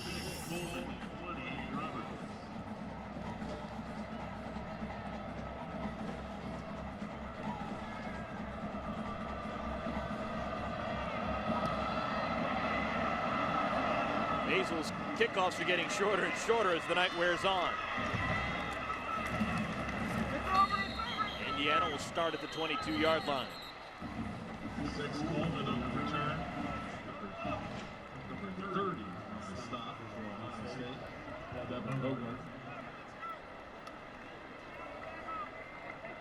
The final drive coming your way right here on BTN when this one draws to a close. Full house. Dave, Jerry, Howard, and Glenn standing by.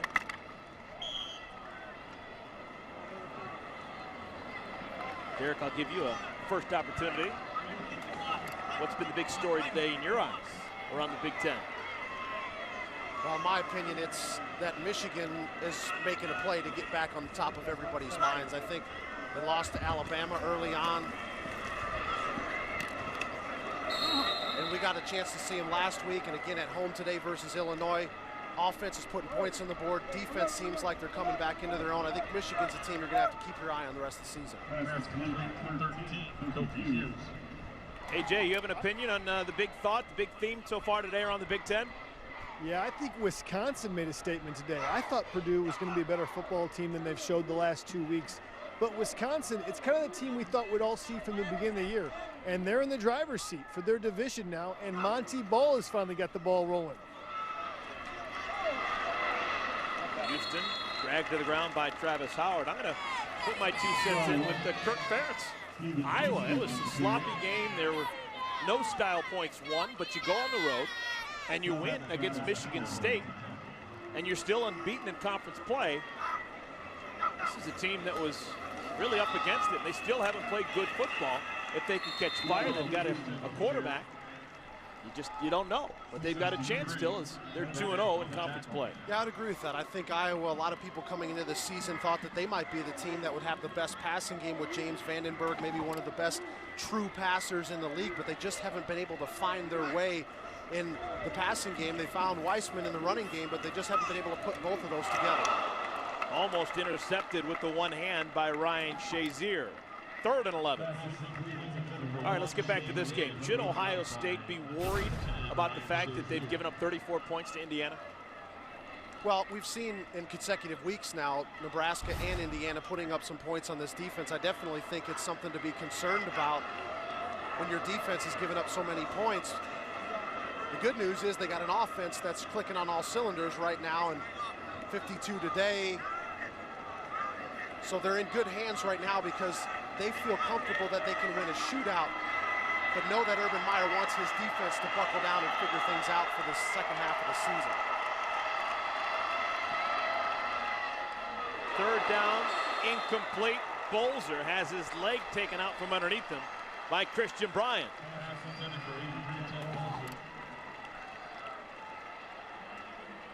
Again, Christian Bryant coming downhill right here. Just the recognition of the play. He sees Kaufman going towards Bolzer, and he comes downhill and makes a big play. And if he doesn't come and make that tackle, make that hit when the ball arrives, Bolzer maybe catches it.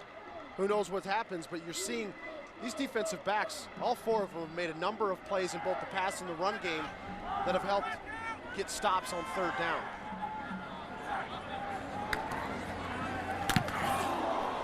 Buckeyes come after another punt. Toth gets it off, skips out of bounds inside the 25-yard line. 5:08 left to play. Urban Meyer still has never tasted defeat as the head man of the Ohio State Buckeyes.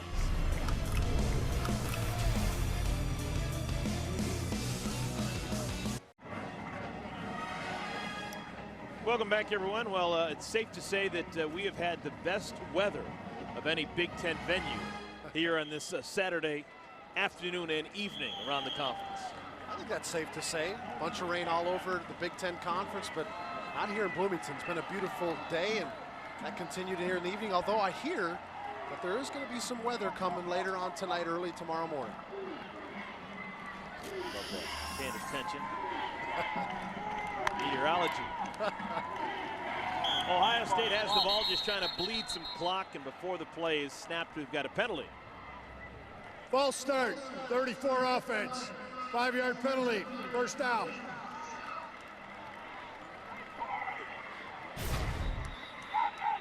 Yeah, watch Carlos Hyde just starts going towards the line of scrimmage just a little bit too early. Bill Lamonier, he's too good. He's too close to that one. Carlos Hyde, no doubt about it. This is a guy who has been our John Deere Gator game changer with his 151 yards rushing. 151 and counting. Still over 5 minutes left in this ball game, and know that he's going to get quite a few more carries here before it's all said and done. There's another one of them. He is closing in on 300 yards in the last 2 weeks combined. Had 140 against Nebraska and 4 touchdowns 7 days ago.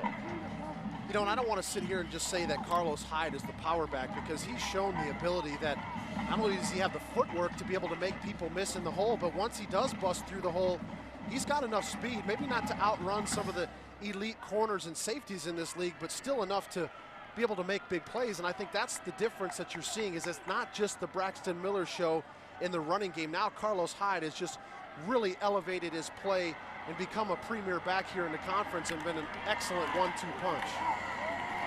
Miller keeps it. Tackle by Nick Mangieri, getting some playing time in the 4th quarter. Let's go back and take a look at what Carlos Hyde has done this evening for Ohio State. Again, we talked a little bit about that speed. I mean, he burst through the hole, but his strength is just the ability to break tackles, and takes this little shovel pass and gets himself into the end zone.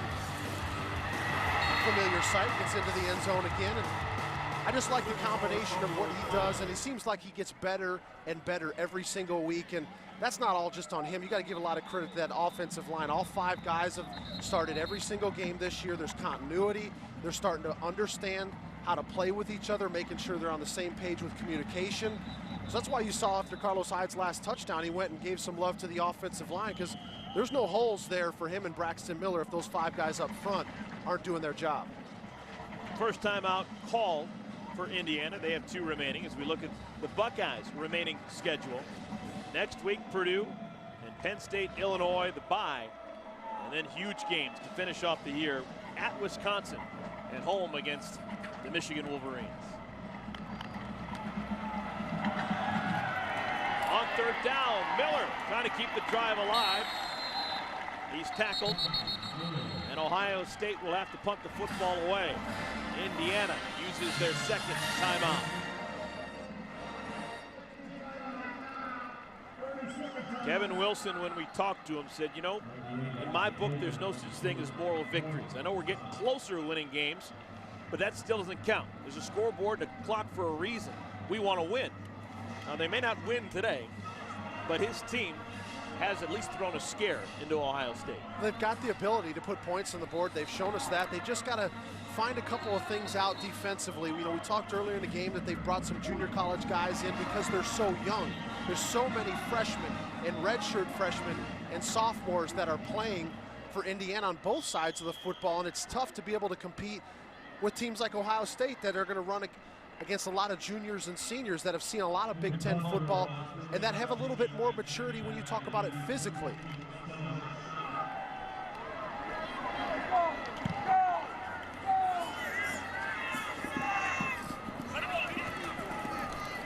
Buchanan's kick will be down inside the 30 at the 26-yard line. Punt of 50 yards, no return. All right, well, let's take you back to the first half of play for tonight's Verizon Key Connection. Braxton Miller finding Devin Smith.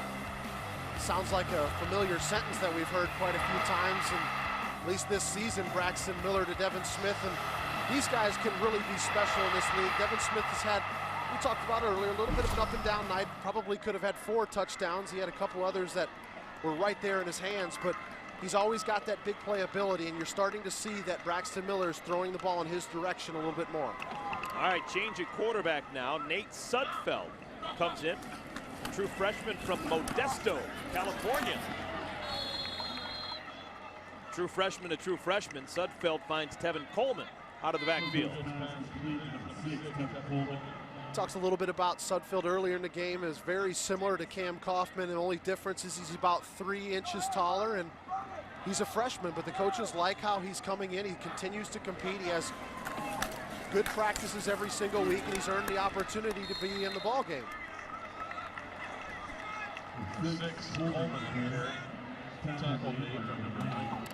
Sudfeld like Cameron. Kaufman very cautious with the football. He's thrown 3 touchdowns, hasn't thrown an interception.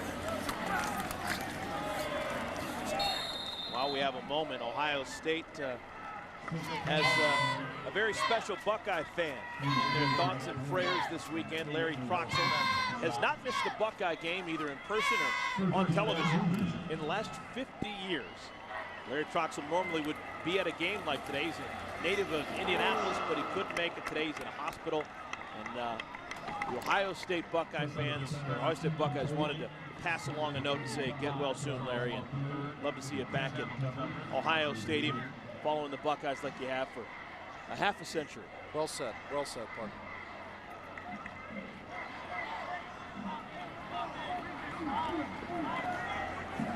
.52-34 is our score. Indiana still 1 timeout remaining, 2nd down and 10.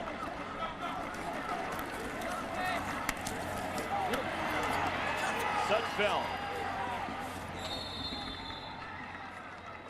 Zach Boren getting a lot of snaps here in the second half as a linebacker. How easy is that for a guy who obviously was a really good high school linebacker, but hadn't played much linebacker at the college level, to come in and get probably 25, 30 snaps? Well, I'd say it's not easy, but it's going to be easier for a guy like Zach Boren that has played a lot of college football, so he understands the position because he played it earlier in his career, but he also understands it because he's been in meeting rooms throughout his entire career talking about defense, more or less from an offensive perspective, but he still understands the technique of coming towards the line of scrimmage, having gap control, dropping into a certain area when it's coverage. And he's a smart football player. That's the reason why they're working him in over on the defensive side of the ball. Yeah, Urban Meyer playing without Etienne Sabino and one of the linebackers. He's going to be out for a month. We saw Storm Klein leave earlier in this second half. He hasn't returned. They have some issues as they get ready for their next game. We've got a timeout on the field. While we have that timeout, let's take a look at the day in the life of Urban Meyer. We've talked about it all game. He's had his ups and downs and takes so much pride in the special teams, and very active guy on the sidelines. Always got his players back and continually dialed into the game, and we'll see his success that he's had here as an Ohio State head coach. Derek, they used to say about Paul Bear Bryant, he can take his and beat yours. He can take yours and beat his. He made a difference as a coach, and obviously Urban Meyer is that style of head coach. This is an Ohio State team that had all sorts of problems a year ago, and they're going to get off to a 7-0 start. Well, he understands his personnel, and he understands how to maximize that personnel, and brought in Tom Herman because he wanted to run that spread style of offense, option, zone read, and he has one of the greatest quarterbacks in college football to do that with. So he said, you know what, I got to do what's best for my team, work to the strengths of my quarterback, and he's just trying to complement by finding speed at the skill positions and trying to find some guys that'll step up and play more of the defense that he's accustomed to. Look at that, intense. Under 2.5 left to play, and on a 4th down, Indiana stays on the field, and Urban none too pleased. Dangerous pass, knocked out of bounds by C.J. Barnett. I'd like to thank the media relations departments for both schools for their help throughout the course of this week as we got ready. Jerry Emig and Dan Wallenberg from Ohio State. And J.D. Campbell's crack staff here at Indiana. Jeff Kegg is one of the best football SIDs. Thanks, fellas. Nice hospitality show here in Bloomington, too. You get a good meal in Bloomington if you're wondering. Experienced some good barbecue the last couple of days here. It's been nice.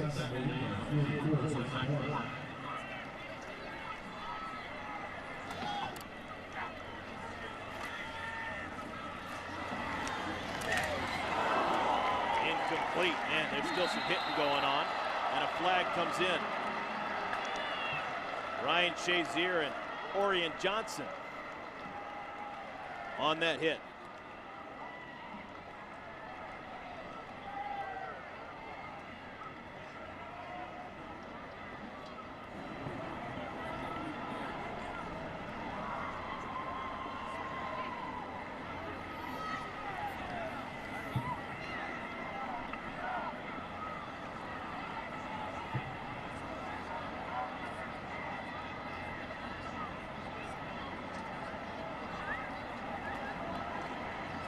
Anthony Corsero, who is the intended receiver.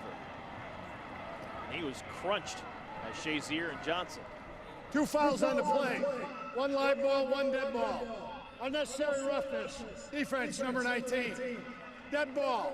Personal foul, number 52. Both penalties will be assessed. Automatic, first out. They got him on Orion Johnson and Jonathan Hankins. This is, well, that's the hit. There's no penalty on that.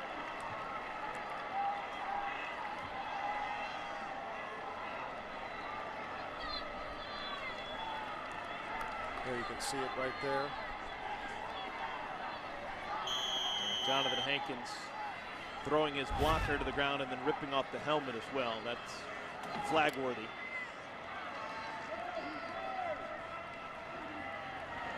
So the ball moved down to the 13-yard line.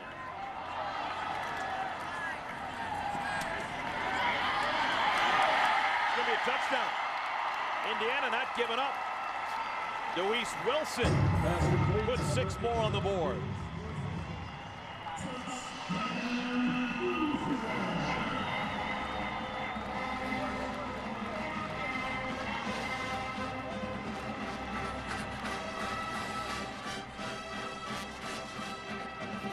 This is now the most points allowed by Ohio State on the year. Last week, Ohio State giving up 38 against Nebraska. Now with the extra point, the Hoosiers putting 41 on the board against the Buckeyes. You mentioned it, Eric. Indiana just keeps fighting right here. And Deweese Wilson had a tough first half with a couple of drops, but is able to bring this one down and then just slide across the formation to get in the end zone. Or just see Zach Bourne flying out with the running back right there. Tevin Coleman opened up that window, and Deweese Wilson saw the gap in the defense and was able to get into the end zone.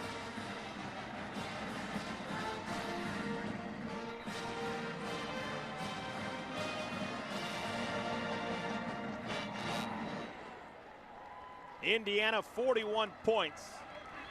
The final touchdown for Kevin Wilson's bunch. Nate Sudfeld coming in, 10 plays, 74 yards, culminating with a 12-yard touchdown pass to Wilson. Deweese Wilson.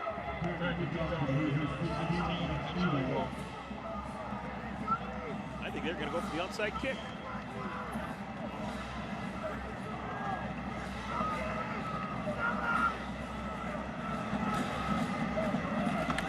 Big bouncer. It'll go out of bounds. Did they save it?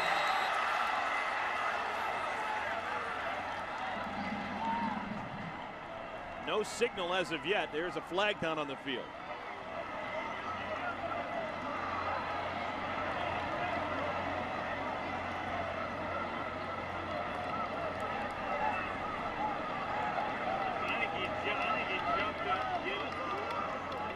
Indiana player land out of bounds before he touched the football and batted back into the field of play. The change on the onside kicks this year is, you see the kickers are going to hit the dribbling ball because when they hit the ball into the ground and make the high hop, they can't contact anybody that's trying to catch the football.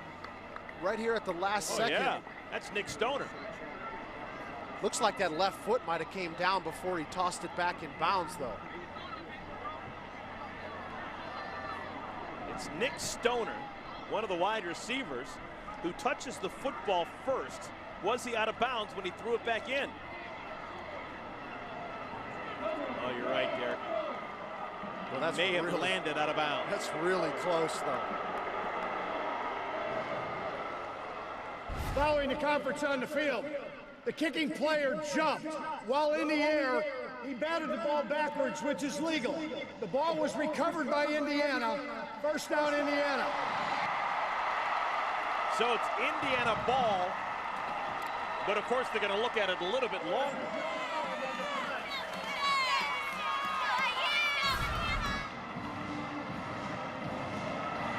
Again, right there, you see Stoner leaps out of bounds. Not out of bounds yet, but does he get rid of it before that left foot hits the ground?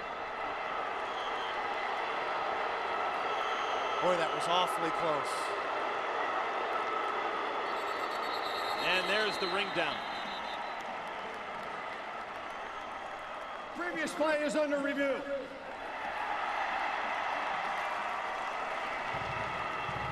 So we'll take a couple of different looks just to check out the left foot of Nick Stoner.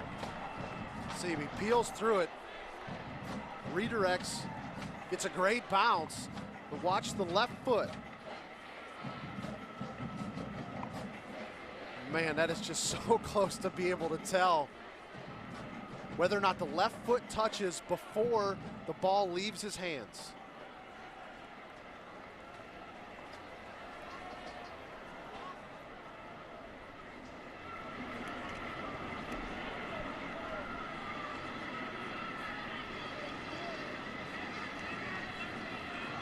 Now the ruling on the field was he did get the ball back into the field of play, and it's Indiana football. So do we have indisputable video evidence to overturn that call? I just don't know if that's indisputable video evidence. That is just so close right there.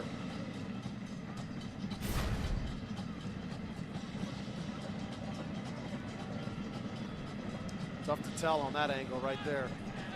Nick Stoner, one of the best athletes at Indiana. He's an elite sprinter. He's part of a Big Ten champion relay team. Called. First down, Indiana. And he makes the play of the night on special teams. How about that? Play stands as called. So the onside kick recovered by the Hoosiers. And with no timeouts remaining, they've got the football with exactly 100 seconds left to play. Still need 2 scores, but they've got a pulse.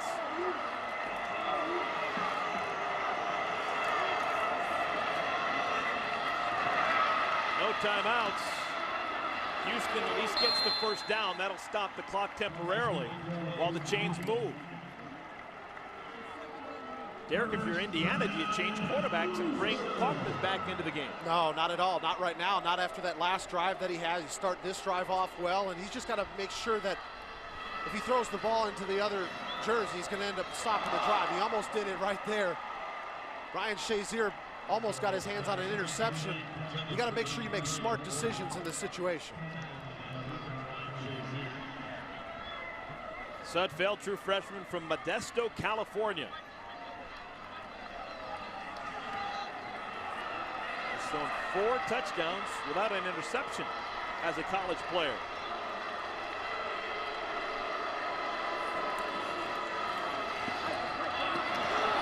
Through the fingertips of the tight end Bolzer, and it was almost picked off by Ohio State.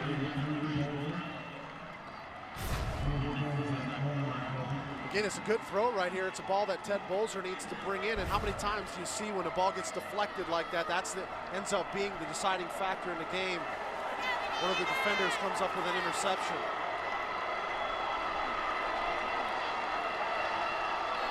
Ohio State moves on the line. Were they drawn offsides?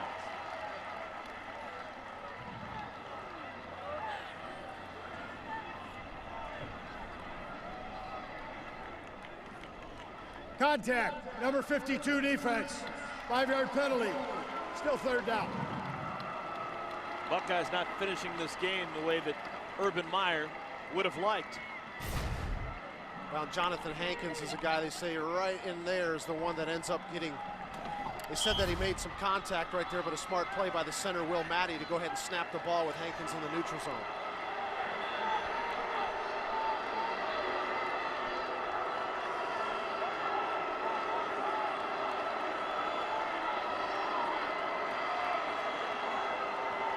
Play clock at 6.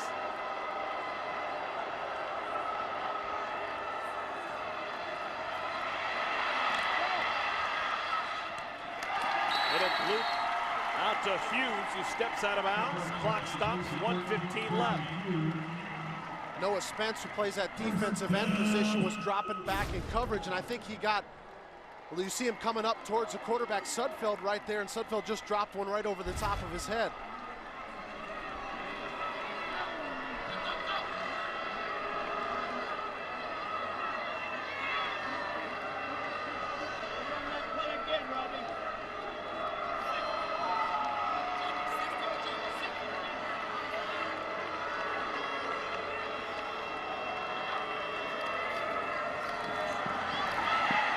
Sudfeld with a shovel pass.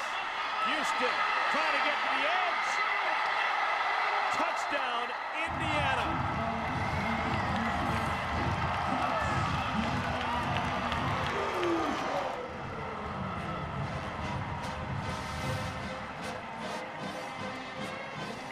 Six more points for Indiana. There's still work to be done. They need a 2-point conversion here.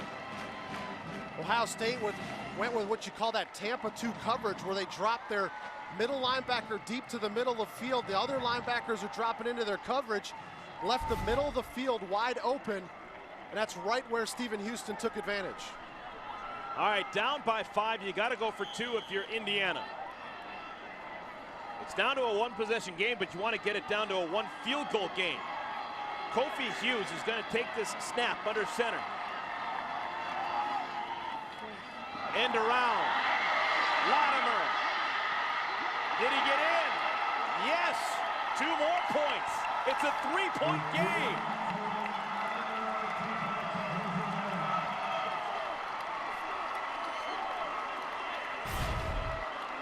A little bit of trickery. You mentioned Kofi Hughes is into the ball game. Just a little bit of a pitch back there on the reverse to Cody Latimer.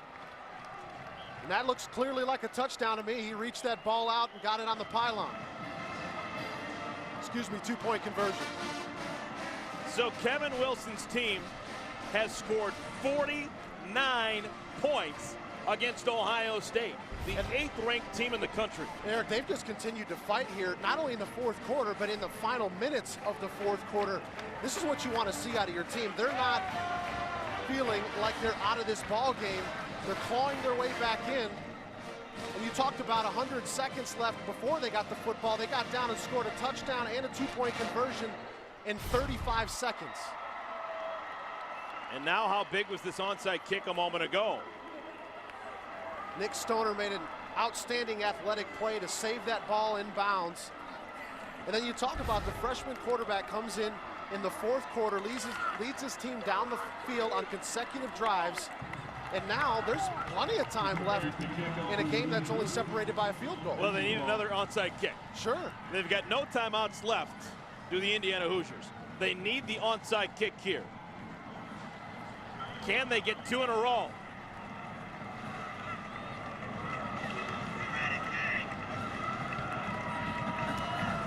They try the middle of the field, and Ohio State jumps on it.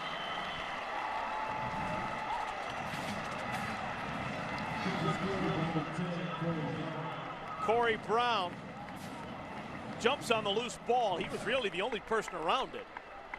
And I have no problem with that decision, because there's no guarantees that Ewald's going to get a bounce like he did on the last one, so they try to go back to the left to see if they can get Ohio State outnumbered. Oh, That's just an excellent play by Corey Brown. If that ball takes a bad just an bounce. excellent bounce. Yeah. Is what it was. So I'm saying if it takes a bad bounce and Corey Brown's not able to get on top of it. He's the only man back there. You see Stoner's coming again, 14. And they're in field goal range. That could have been disastrous if you're a Buckeye fan. Ohio State, they've already surrendered the most points ever against the Indiana Hoosiers. Indiana, once back in 1988, scored 41 against the Buckeyes. They get 49 this evening.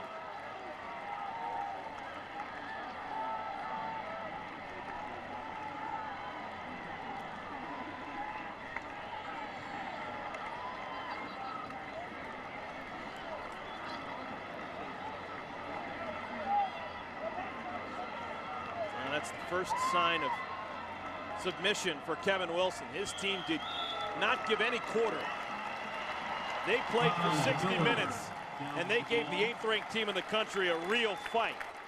Urban Meyer and the Buckeyes remain unbeaten, but just barely.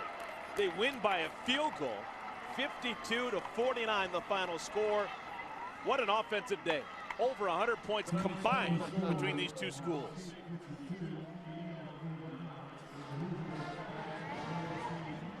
Big-time offensive performance in this ballgame. Got to give credit to both sides. They really came out with an outstanding game plan, both Ohio State and Indiana. So Ohio State, they moved to 7-0 on the season. That's going to do it from Bloomington. Final score, Ohio State 52, Indiana 49.